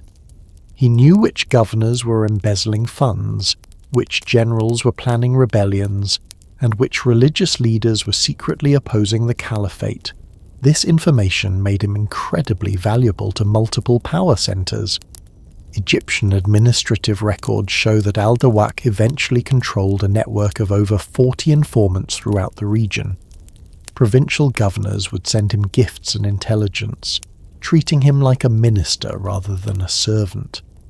Some historians argue that al-Dawak effectively ran Egypt's intelligence operations, while Ahmad ibn Tulun focused on military campaigns.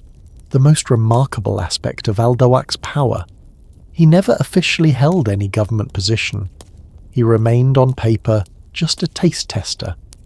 But his influence was so extensive that when Ahmad ibn Tulun died, several political factions approached al-Dawak to discuss who should become the next ruler. A taste tester was essentially choosing the next leader of Egypt. In medieval England, a taste tester named William de Courcy achieved something even more extraordinary. He became more trusted by the king than the king's own family. During the reign of Henry II, de Courcy parlayed his position into what was essentially a parallel court system. English royal records from the 12th century, preserved in the National Archives, describe how de Courcy established his own network of sub-tasters, people he trained to sample food in noble households throughout England. Officially, this was a food safety service. Unofficially, it was the most sophisticated intelligence network in medieval Europe. De Courcy's agents would visit noble estates, offering their services as professional food tasters. While sampling meals, they gathered information about political loyalties, military preparations, and family alliances. This intelligence was then reported back to de Courcy, who decided what to share with King Henry. The genius of this system was its apparent innocence. Nobles welcomed professional tasters as a luxury service, never realizing they were essentially inviting government spies to their dinner tables. De Courcy's network grew so extensive that he possessed intelligence about virtually every major noble family in England.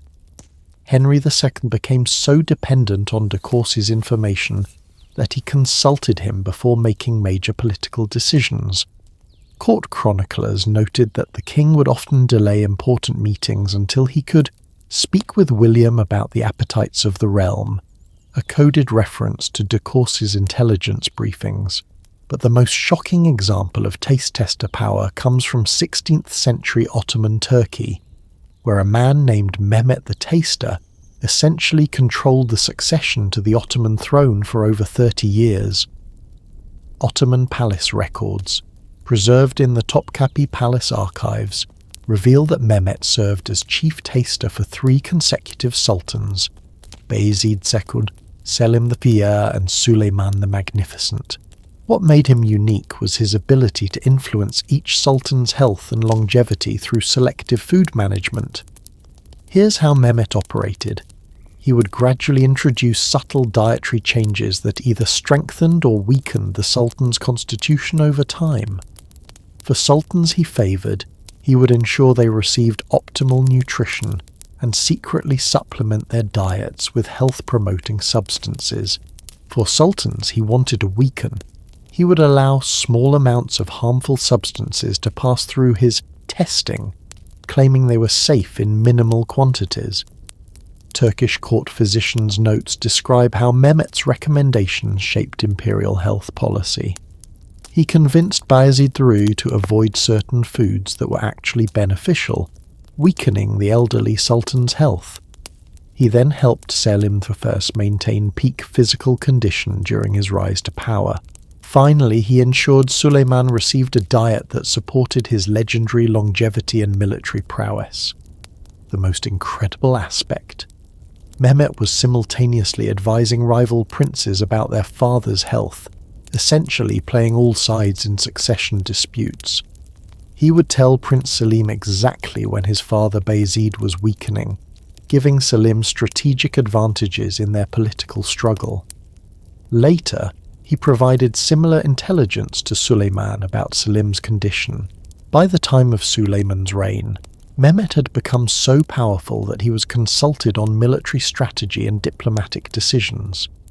Ottoman records show that foreign ambassadors would sometimes request private meetings with the Sultan's food master, recognizing his influence over imperial policy. But power corrupts, and some taste testers began using their positions for personal enrichment rather than political influence. In 17th century France, a taste tester named François Vatel, not to be confused with a famous chef, created what was essentially the first recorded case of food-based insider trading. Vatel realized that his advanced knowledge of royal dining preferences could be monetarily valuable. If he knew the king was planning to serve specific wines at upcoming state dinners, he could invest in those wine producers before their prices rose. If the royal family decided to avoid certain foods for health reasons, he could short-sell related agricultural commodities. French financial records from the period, discovered in the Archives Nationales, show that Vatel accumulated wealth equivalent to several $1 million in today's currency through his food-based investment strategies. He became so wealthy that he eventually owned vineyards, grain mills, and livestock farms, making him one of the richest men in France despite his humble official position. But Vatel's success was his downfall. Other courtiers noticed his unexplained wealth and began investigating his activities. When Louis XIV learned that his taste tester had been profiting from inside information about royal food preferences, he was furious, not because of the financial impropriety, but because it suggested Vatel had been paying more attention to market opportunities than to potential poisons. Vatel was executed in 1691, but his influence lived on. His investment strategies were secretly copied by other palace insiders, creating an underground economy of food-based intelligence trading that persisted for decades. The ultimate irony of these powerful taste testers was that many of them lived longer and more comfortably than the monarchs they served. While kings died from stress, assassination, or poor health decisions, the taste testers, with their detailed knowledge of nutrition, toxicology, and palace politics, often outlived multiple rulers and accumulated enough wealth and influence to establish their own dynasties. But even the most powerful taste testers couldn't control every aspect of royal dining, because there was one category of meals that operated by completely different rules, where even the most experienced food guardians were powerless to prevent disaster: royal wedding feasts. These celebrations, meant to symbolize joy and unity, became some of the deadliest events in royal history, where ancient traditions and superstitions created opportunities for tragedy that would shock even the most paranoid monarchs. Nothing should be more joyful than a royal wedding feast. Two kingdoms uniting, families celebrating, the promise of new alliances sealed with elaborate banquets. But throughout history, royal wedding dining traditions became some of the deadliest rituals ever created, where ancient customs designed to ensure fertility and prosperity instead delivered death, madness, and the collapse of entire dynasties. The very phrase honeymoon comes from a medieval tradition so dangerous that it killed more royal brides than battlefield injuries killed their husbands. In ancient Germanic and Celtic cultures, newlywed royal couples were required to drink mead, fermented honey wine, for an entire lunar month after their wedding. This wasn't just celebration. It was believed to ensure fertility and divine blessing on the union. But here's the deadly catch. The mead had to be prepared using sacred honey, collected from specific locations that were often contaminated with toxic plants. Bees that fed on oleander, rhododendron, or certain wildflowers produced honey containing powerful neurotoxins. What was meant to be a month of romantic celebration became a month-long poisoning ritual. Medieval chronicles document numerous cases of royal brides who died during their honeymoon period, not from violence or disease, but from slow toxic poisoning disguised as wedding tradition. The most documented case is that of Princess Gisela of Bavaria, who married Prince Conrad of Burgundy in 987 AD. Bavarian court records, preserved in the Munich State Archives, describe how Gisela began showing symptoms of neurological damage just 2 weeks into her honeymoon. She experienced tremors, confusion, and difficulty speaking, all classic signs of honey-based neurotoxin poisoning. Court physicians, not understanding the connection to the mead, attributed her condition to wedding spirits and prescribed more honey-based remedies, accelerating her decline.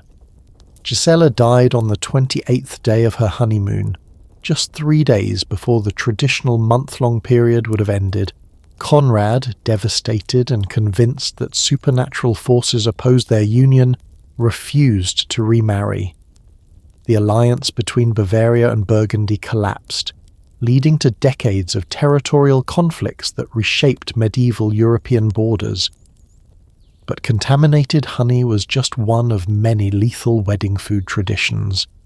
Byzantine royal weddings featured a ritual called the unity bread, a special loaf that both bride and groom had to eat from simultaneously to symbolize their joined lives. The bread was prepared using ancient recipes that included ingredients believed to have mystical properties, certain mushrooms for spiritual connection, rare spices for passionate love, and herbs for eternal binding. What Byzantine bakers didn't understand was that many of these sacred ingredients were psychoactive or toxic when consumed in the quantities required by tradition. The wedding of Emperor Constantine VII and Helena Lecapenos in 919 AD nearly ended in disaster because of unity bread.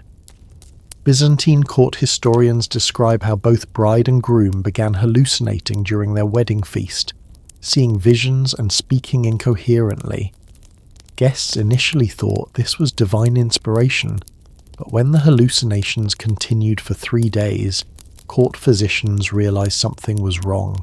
Analysis of the wedding bread recipe preserved in Byzantine monastery records reveals it contained significant quantities of ergot, a fungus that grows on rye and produces compounds similar to LSD. The royal couple had essentially been given a massive hallucinogenic dose during their most important state ceremony. The political consequences were severe. Constantine spent weeks in a confused, paranoid state, making erratic decisions that destabilized the empire. Helena developed what we would now recognize as PTSD from the traumatic hallucinations, refusing to participate in court life for months. Their marriage never recovered from this drug-induced wedding disaster. Celtic royal wedding traditions included perhaps the most psychologically cruel food ritual ever created: the binding feast. Both families would prepare dishes using ingredients that represented their respective kingdoms: grains from their lands, herbs from their forests, salt from their seas. But here's the twist. If the marriage later failed, or if political alliances broke down, both families were required to eat the separation meal, the same foods they had shared during the wedding, but now deliberately spoiled or mixed with bitter substances. This meal was meant to undo the spiritual bonds created during the wedding feast. Irish medieval chronicles describe the case of King Dermot MacMurrough, whose political marriage to Dervagilla of Meath failed when she eloped with another man in 1152. Both the MacMurrough and Meath families were required to participate in a separation meal, consuming rancid versions of their wedding foods. The ritual was so psychologically traumatic, forcing families to literally taste the bitterness of broken alliances, that it often led to permanent hostility between kingdoms. The MacMurrough-Meath conflict, triggered partly by this food ritual, eventually contributed to the Norman invasion of Ireland in 1169.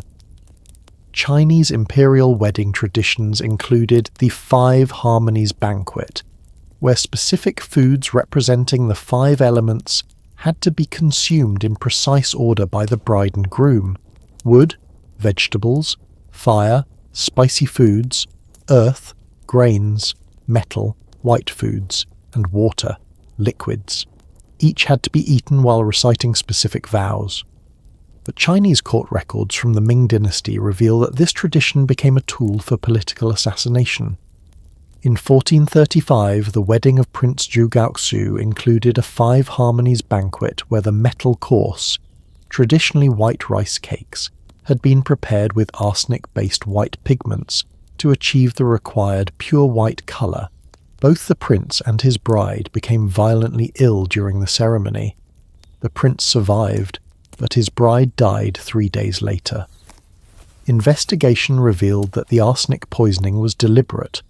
Rival court factions had used the wedding food tradition as cover for an assassination attempt.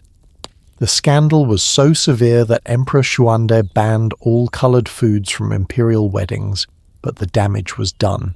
Prince Zhu Gaoxu became so paranoid about food that he refused to participate in most court ceremonies, effectively removing himself from the succession line. European royal weddings developed increasingly elaborate food rituals that often backfired spectacularly. The tradition of wedding wine fountains, ornate structures that dispensed wine for all guests, seemed magnificent, but created perfect opportunities for mass poisoning. The wedding of Duke Charles the Bold of Burgundy to Margaret of York in 1468 featured the most elaborate wine fountain ever constructed. Bruges city records, preserved in the Belgian State Archives, describe a mechanical marvel with multiple tiers dispensing different types of wine to demonstrate the wealth and sophistication of the Burgundian court. But the fountain's complexity made it impossible to monitor for tampering. During the celebration, someone added a purgative herb to one of the wine reservoirs. Over 200 wedding guests became violently ill, including several foreign ambassadors who interpreted the mass sickness as a deliberate insult to their kingdoms. The diplomatic fallout was severe. 3 allied kingdoms withdrew their support for Burgundy, convinced that Duke Charles had deliberately poisoned foreign dignitaries. The incident contributed to the isolation that eventually led to Charles's death in battle, and the absorption of Burgundy into France. Perhaps the most tragic wedding food disaster occurred during the marriage of Tsarevich Dmitry of Russia to Maria Nagaya in 1582. Russian Orthodox wedding traditions required the bride and groom to share blessed bread that had been prepared by monks and sanctified through specific prayers. But the bread preparation process, documented in Russian monastery records, included ingredients that were toxic when combined. Blessed poppy seeds, containing opiates, sacred mushrooms, containing psychoactive compounds, and holy oils, containing lead-based preservatives, created a cocktail of substances that was literally poisonous. Both Dmitri and Maria became ill during their wedding ceremony. Maria miscarried their first child due to the toxic exposure, and Dmitri developed neurological problems that affected his ability to rule. When Dmitri died under mysterious circumstances 7 years later, many historians now believe the wedding food poisoning contributed to his declining health and eventual death. The death of Dmitri created a succession crisis that led to the Time of Troubles, a period of political chaos that nearly destroyed the Russian state. A wedding food tradition meant to bless a royal marriage instead helped trigger one of the most catastrophic periods in Russian history. But these wedding food disasters pale in comparison to what was happening behind the scenes, the kitchens where these meals were prepared, because the royal kitchens themselves were perhaps the most dangerous places in any palace, not just because of the poisons and accidents, but because of the human dramas, political conspiracies, and deadly rivalries that made these food preparation areas more treacherous than any battlefield.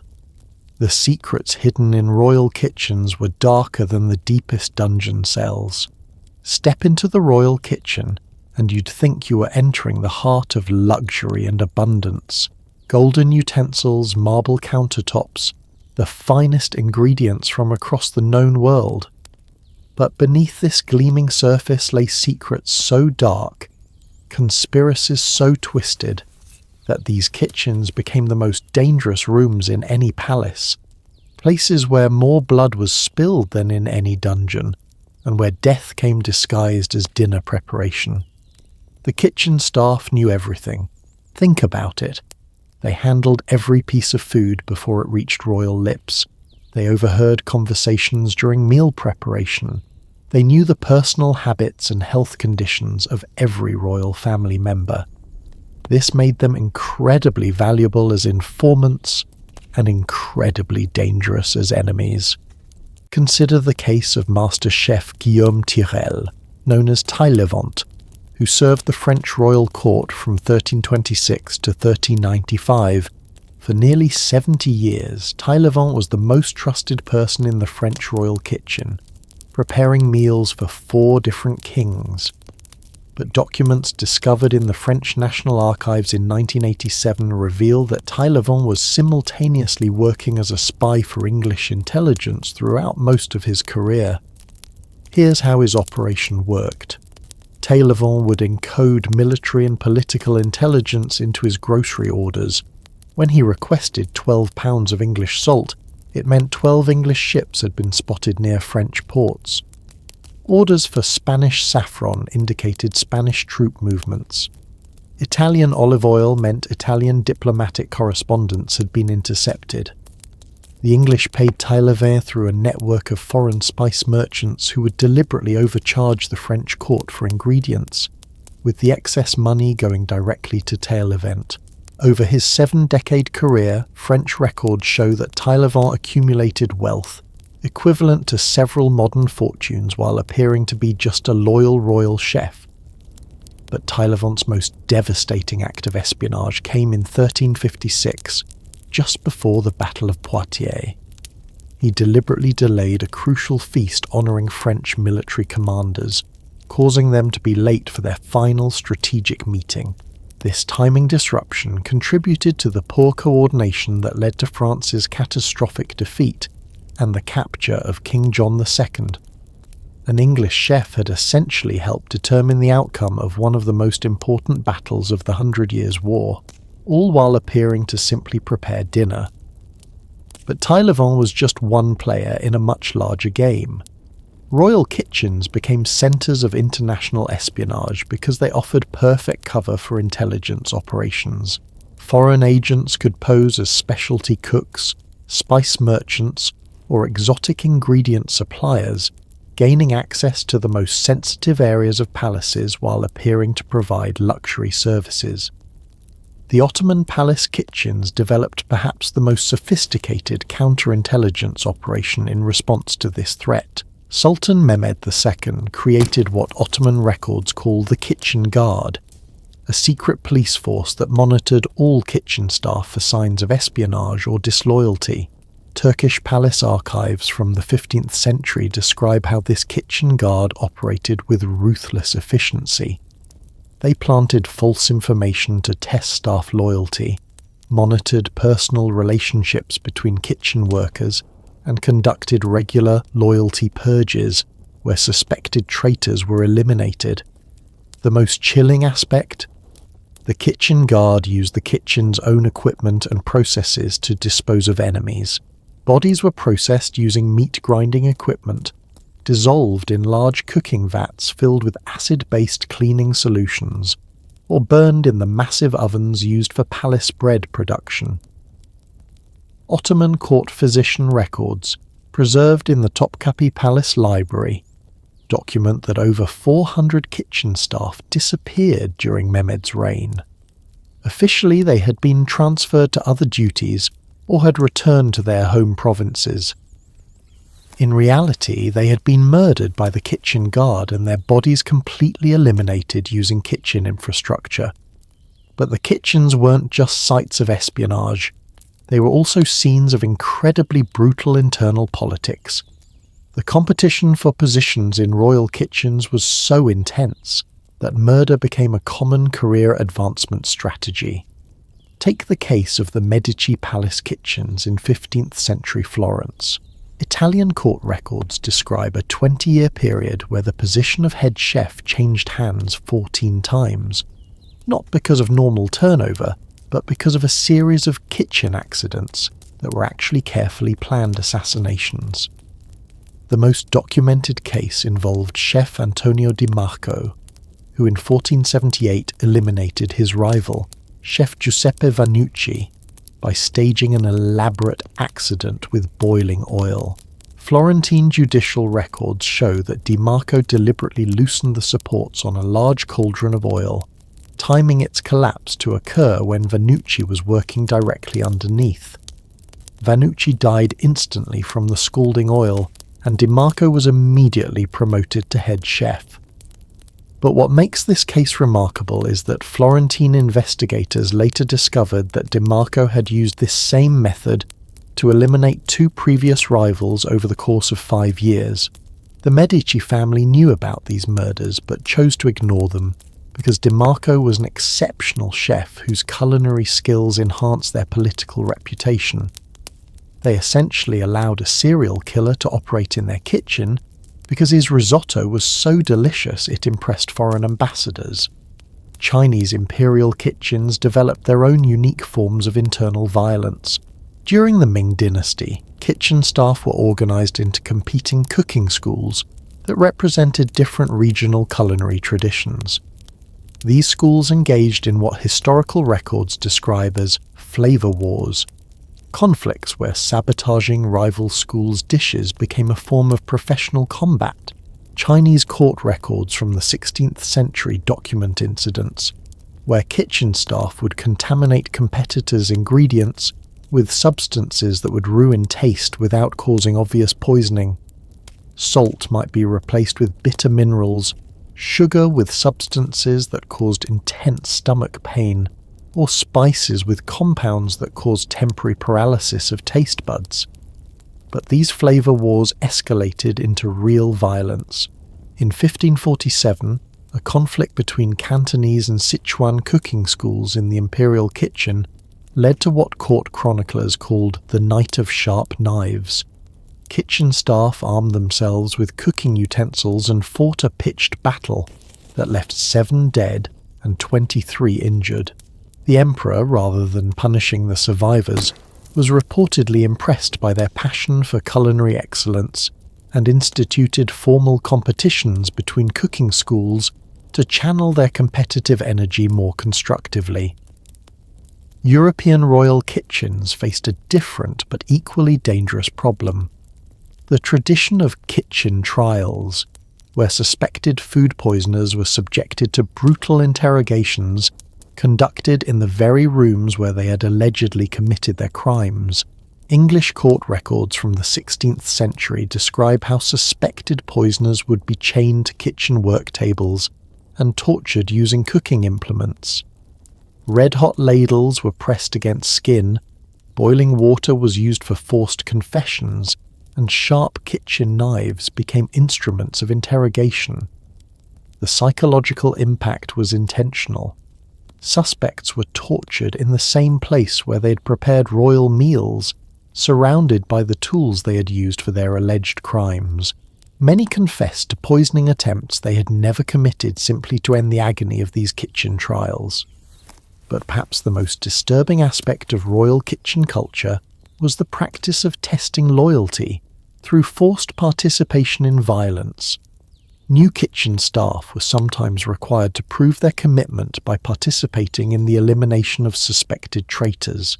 French royal records describe how potential kitchen employees would be given a choice: help dispose of a proven traitor or be barred from royal service forever. This created a cycle where kitchen staff became complicit in murder as a condition of employment, ensuring their silence through shared guilt.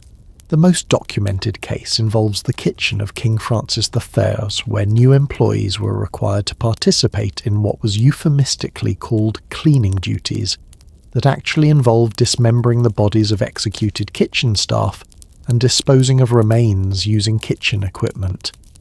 This practice served multiple purposes. It eliminated evidence of executions, terrorized kitchen staff into absolute loyalty, and created a workforce that was too compromised to ever reveal royal secrets. The death toll in royal kitchens was so high that many palaces maintained what were essentially kitchen graveyards, unmarked burial sites for kitchen staff who had died under suspicious circumstances.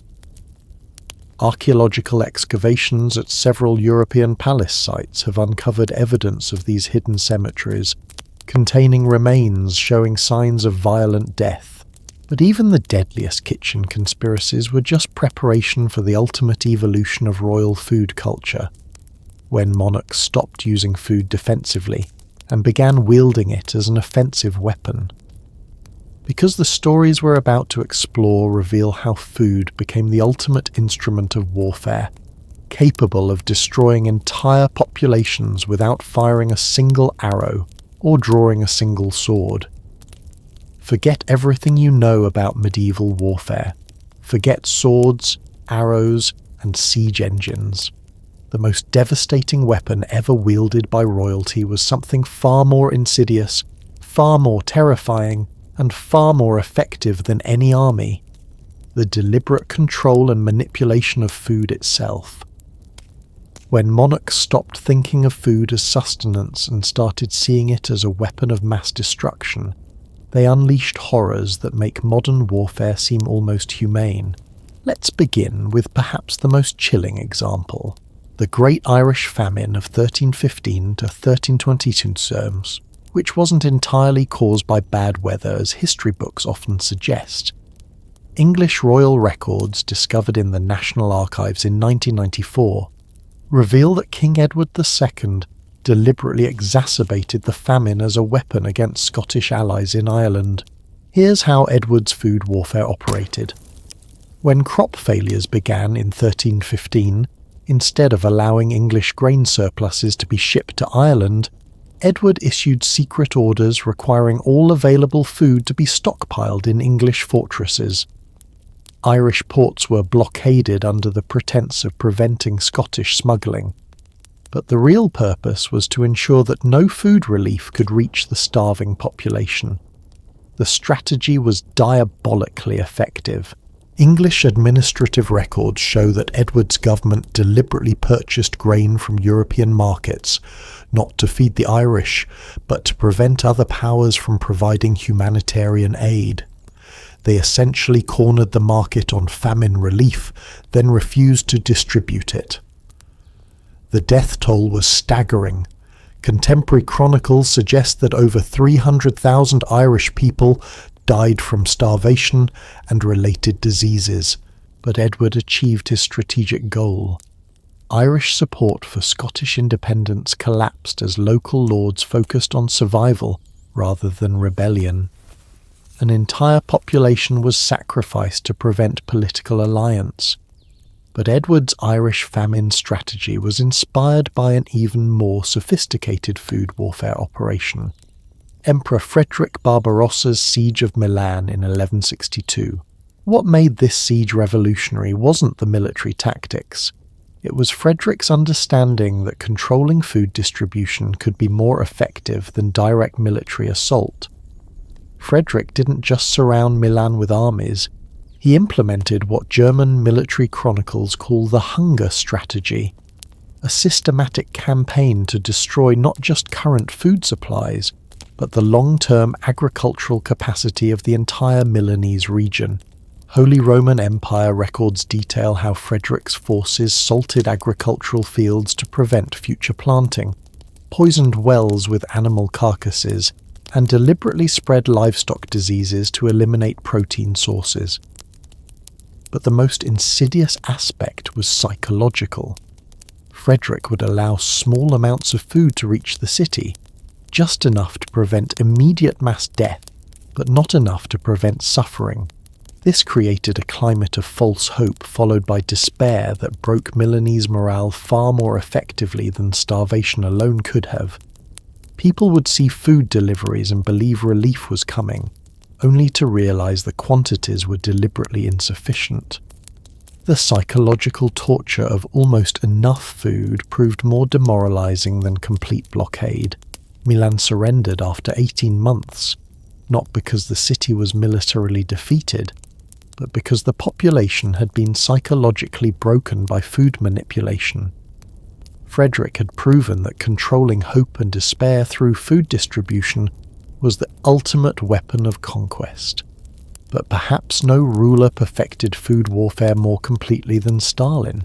Wait, that's too modern. Let me tell you about a medieval master, King John of England, who pioneered techniques that wouldn't be seen again until the 20th century. During John's conflict with rebellious barons in 1215-1216, he implemented what English chroniclers called the locust strategy. John's forces would systematically destroy food sources in rebel territories, not just seizing supplies, but ensuring they couldn't be used by anyone. Royal wardrobe accounts from 1216, preserved in the British Library, detail payments for teams of specialists whose only job was food destruction. Grain was burned, but first it was mixed with lime to ensure it couldn't be salvaged even partially. Livestock was slaughtered. but the meat was deliberately spoiled with toxic substances to prevent consumption. Wells were poisoned with a mixture specifically designed to cause prolonged illness rather than immediate death. The genius of John's strategy was its long-term impact. Even after military conflicts ended, affected regions couldn't immediately return to normal food production. Agricultural recovery took years, keeping formerly rebellious populations dependent on royal food distribution for survival. John essentially created a system where rebellion meant not just immediate military consequences, but long-term starvation that could affect entire communities for generations. The threat of food warfare became more effective than actual battles in preventing future uprisings. The Byzantine Empire developed perhaps the most sophisticated food warfare tactics in history. During conflicts with Arab forces in the 8th and 9th centuries, Byzantine military manuals describe strategies that sound like something from a modern bio-warfare handbook. Byzantine forces would introduce diseased livestock into enemy territory, timing the spread of animal diseases to coincide with peak agricultural seasons. They developed techniques for contaminating grain supplies with fungal infections that would cause gradual poisoning over months rather than immediate death. But their most innovative tactic was water warfare. Byzantine engineers became experts at redirecting rivers and contaminating water sources in ways that would devastate enemy agriculture without obviously appearing to be military actions. They could cause droughts or floods that seemed natural but were actually carefully engineered military operations. The most documented example occurred during the siege of Damascus in 796 AD. Byzantine forces secretly diverted mountain streams that fed the city's agricultural region, causing what appeared to be a natural drought. Simultaneously, they introduced salt water into remaining freshwater sources, making them unsuitable for irrigation. Damascus experienced agricultural collapse that seemed like divine punishment rather than military action. The psychological impact was devastating. People believed they were being punished by God for resisting the Byzantine Empire, rather than understanding they were victims of military engineering. Chinese military strategists took food warfare in a completely different direction, developing techniques for turning abundance into weapon.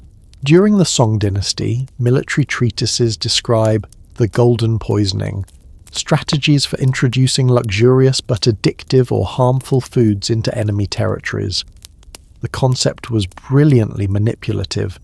Instead of creating scarcity, Chinese forces would flood enemy regions with exotic, delicious foods that contained subtle addictive properties or long-term health consequences.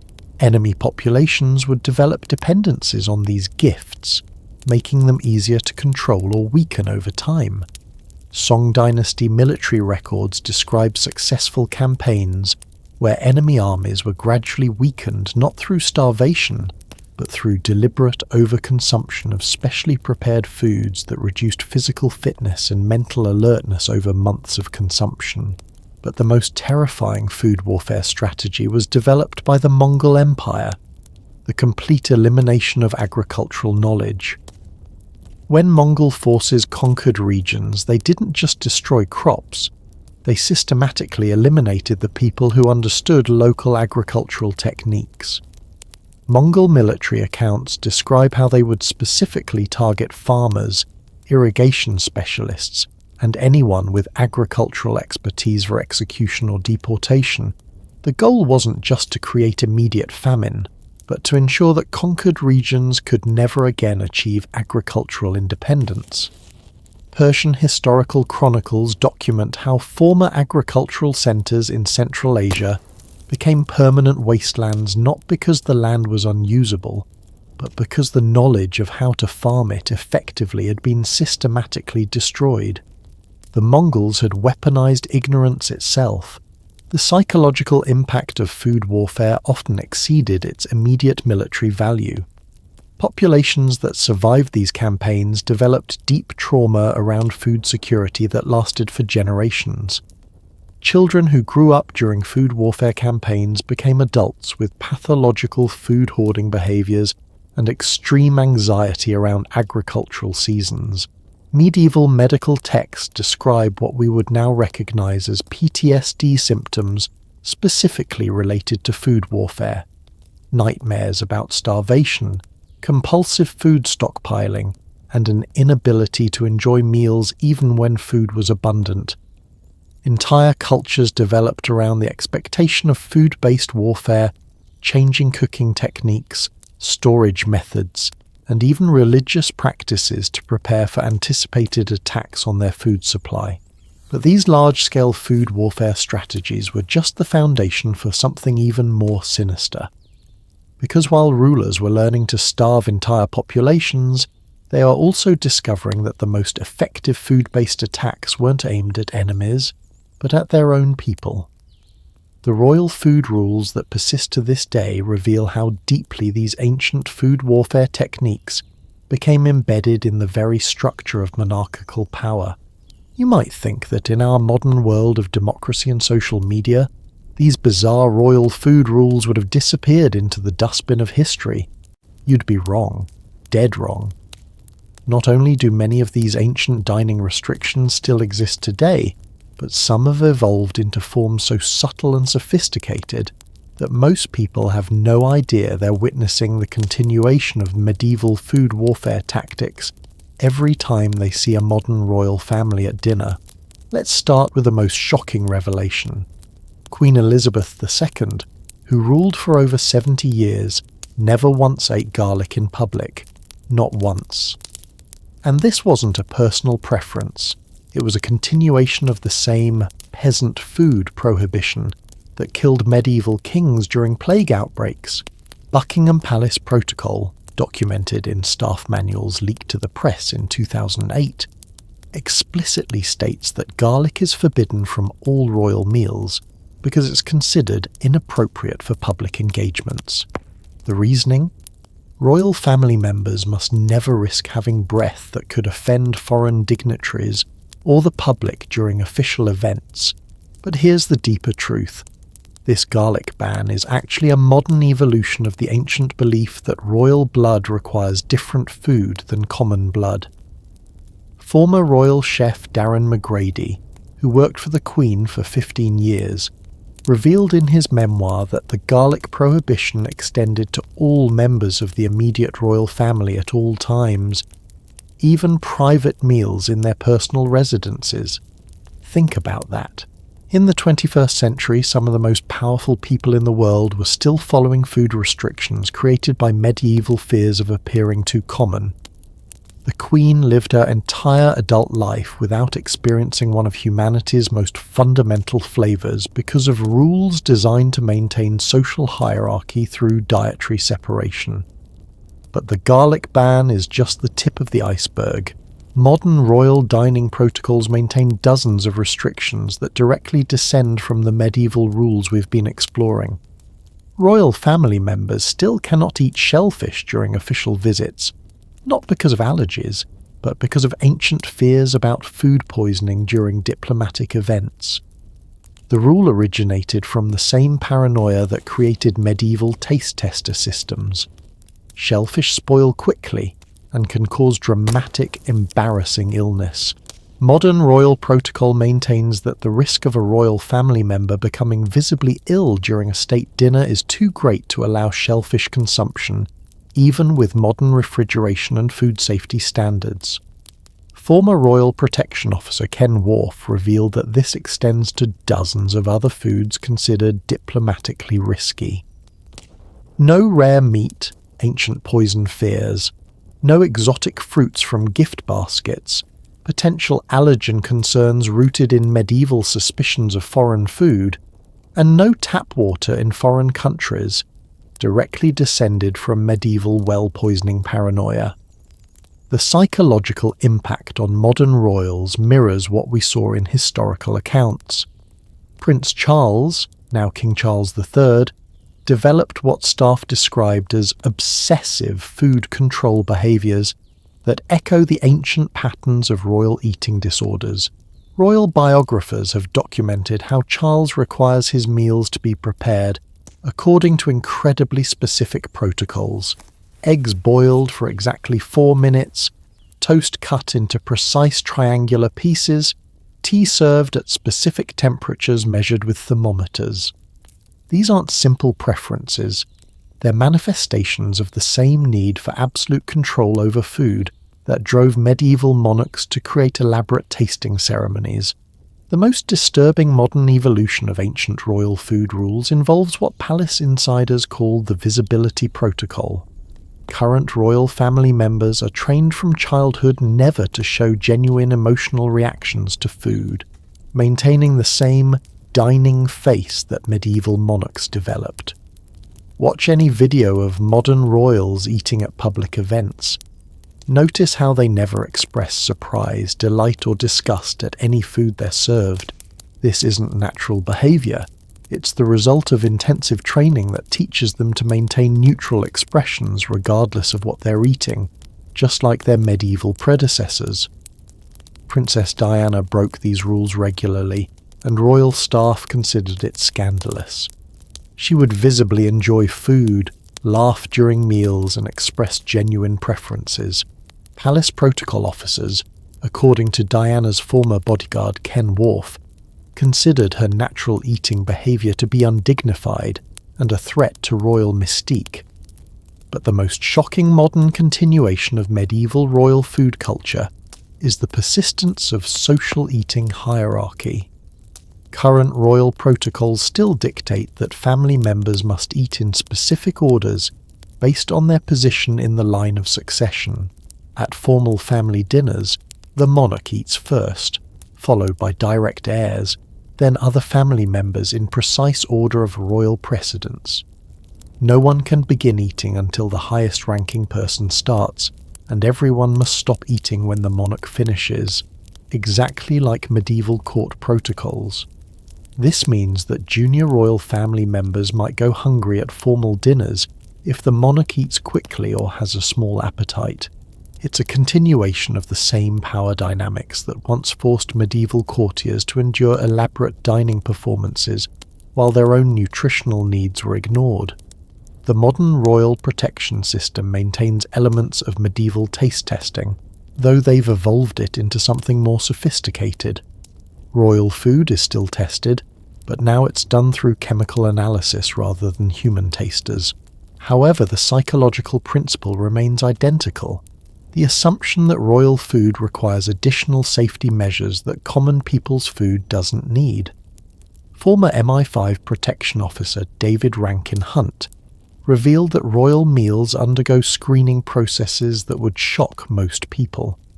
Every ingredient is traced to its source, every preparation step is monitored, and every person involved in food handling undergoes extensive background checks. The modern royal dining experience maintains the same atmosphere of suspicion and paranoia that characterized medieval royal feasts.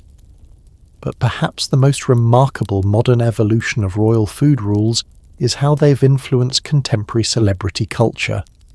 The elaborate food restrictions, dietary protocols, and eating performances that we see in Hollywood and social media are direct descendants of royal dining theatre. When celebrities hire food tasters, maintain elaborate dietary restrictions, or perform their eating habits for public consumption, they're essentially creating modern versions of royal food culture. The Instagram food post, the carefully curated restaurant visit, the elaborate dietary restriction. These are all echoes of medieval royal dining performance. The psychological toll remains consistent across centuries.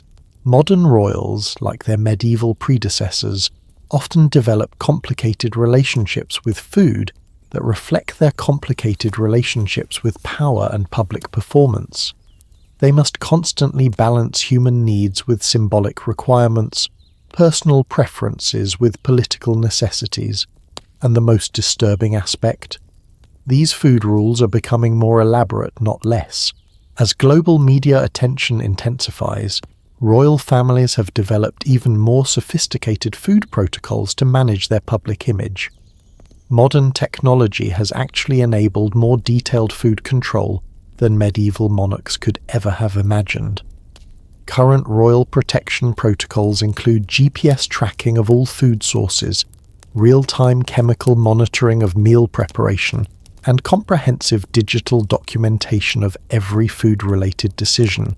Medieval kings might have envied the level of food control that modern royals maintain, even as they suffer from the same psychological consequences of treating eating as political performance rather than human necessity.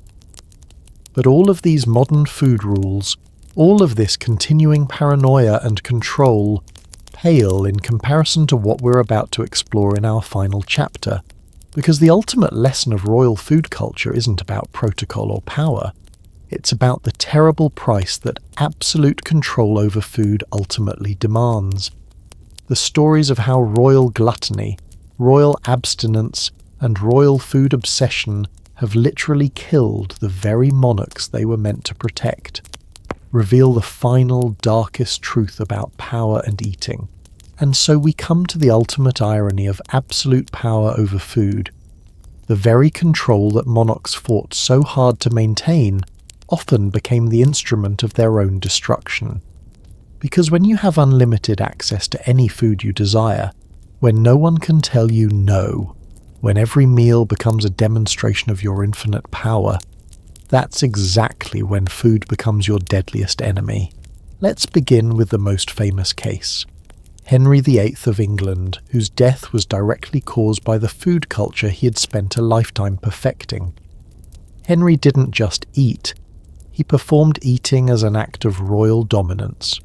Contemporary accounts describe meals where Henry would consume quantities that sound almost fictional today.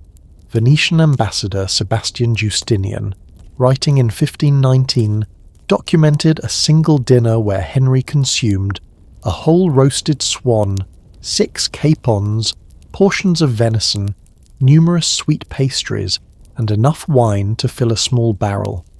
This wasn't celebration. This was a regular Tuesday night dinner. But here's what's truly shocking.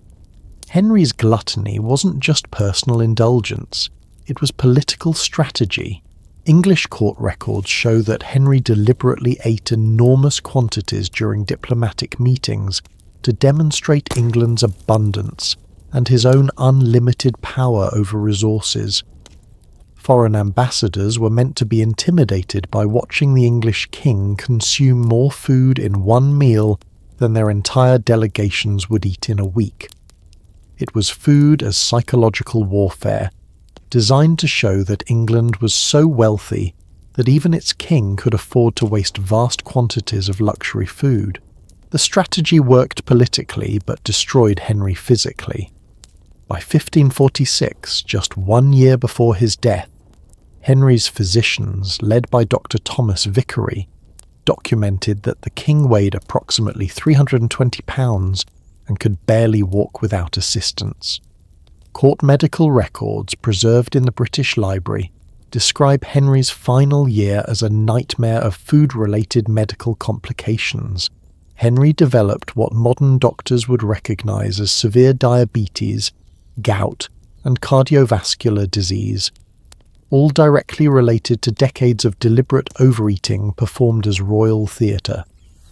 His leg ulcers, which contemporary accounts describe as putrid and foul-smelling, were caused by circulation problems resulting from extreme obesity. But the most tragic aspect? Henry couldn't stop. Even as his body was failing, royal protocol demanded that he continue performing regal abundance. His final meal, just hours before his death, included roasted meat, sweet wine, and sugared delicacies, foods that were literally poisonous to his diabetic system.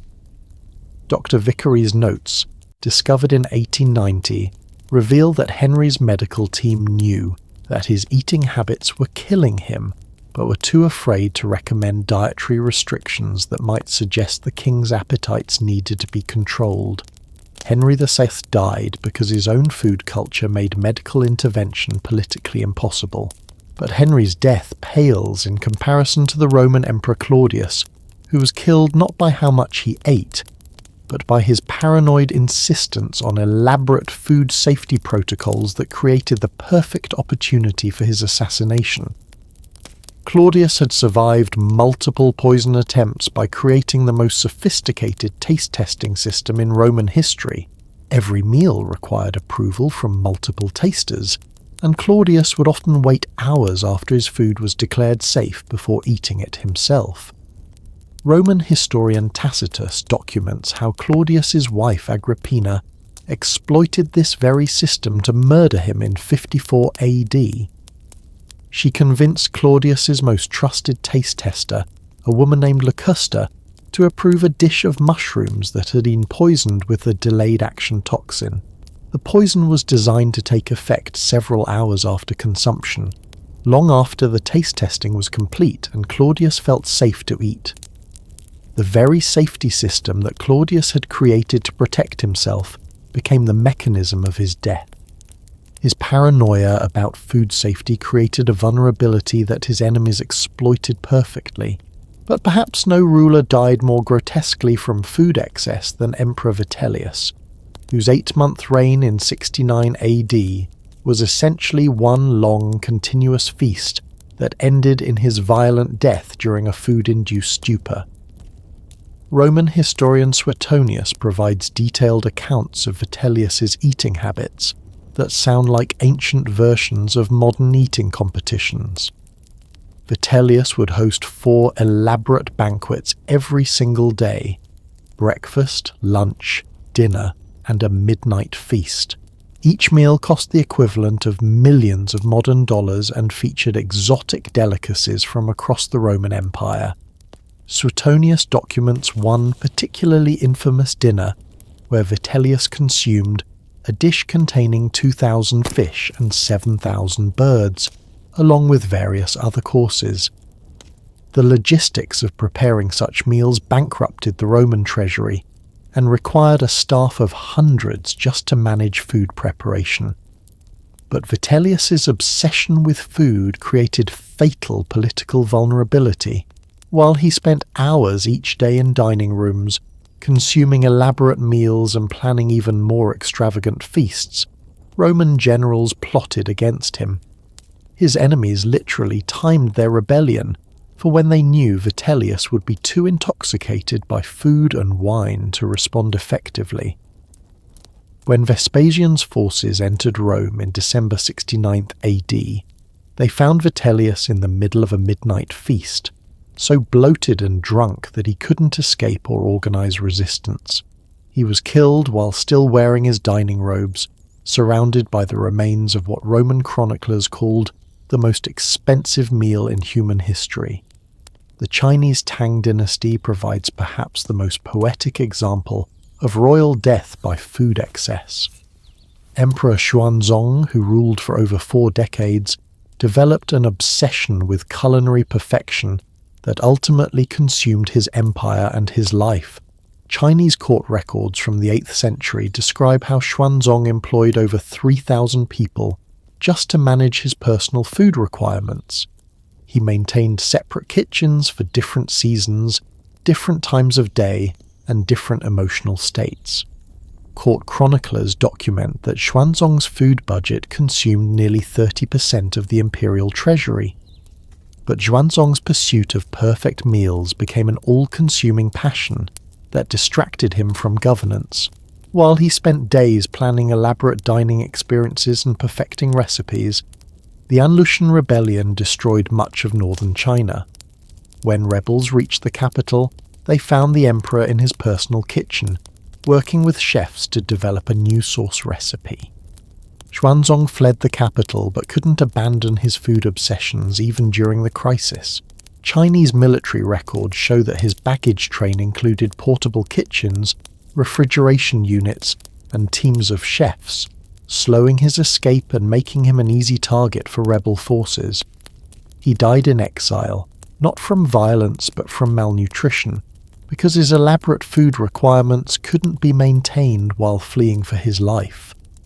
The emperor who had commanded the resources of the world's largest empire died hungry because he had never learned to eat simple food. But the psychological pattern that killed these monarchs wasn't just gluttony. It was the fundamental inability to maintain human relationships with food when food becomes a symbol of absolute power. Every meal became a performance. Every bite became a political statement. Every dietary choice became a demonstration of royal authority. This transformation of eating from human necessity into political theatre created profound psychological distortions. Rulers lost the ability to recognize hunger, satiation, or pleasure in any natural sense. They ate not because their bodies needed nourishment, but because their positions demanded constant demonstration of unlimited access to resources. The most tragic aspect is how this food power dynamic isolated monarchs from basic human experiences. They couldn't share simple meals with friends, couldn't enjoy casual snacks, couldn't even experience the basic pleasure of eating something delicious without it becoming a state occasion. Contemporary medical analysis of historical royal remains confirms what court physicians suspected. Many monarchs suffered from malnutrition despite having access to unlimited food. They consumed vast quantities of luxury items while lacking basic nutrients, because their diets were designed for political impact rather than biological needs. The lesson transcends history. When we transform basic human needs into displays of power, status, or control, whether royal banquets or modern social media food performance, we risk losing our connection to the simple human pleasure of nourishment shared with others. Food was meant to bring people together, to provide comfort and sustenance, to be one of life's simple pleasures. When it becomes a weapon, a status symbol, or a tool of control, it ultimately destroys those who wield it as surely as it destroys those who suffer from it. The bizarre food rules of royalty remind us that absolute power over anything, even something as basic as eating, comes with an ultimate price. And that price, as these stories show us, is often the very humanity that food was meant to nourish. And so our journey through the darkest kitchens and strangest dining rooms of history comes to an end. Thank you for spending these hours with me, exploring these incredible, disturbing, and sometimes darkly humorous stories of how power and food created some of the most bizarre chapters in human history. I hope these tales have given you a new perspective on the simple act of sharing a meal, and maybe made you grateful for the freedom to eat what you want, when you want, without having to worry about taste testers, political implications, or royal protocol. But history is filled with countless more stories waiting to be told, mysteries waiting to be unraveled, and secrets waiting to be whispered in the darkness. So until our paths cross again in another late-night journey through the hidden corridors of the past, sleep well, dream peacefully, and remember, sometimes the most extraordinary stories are hiding in the most ordinary moments of human life.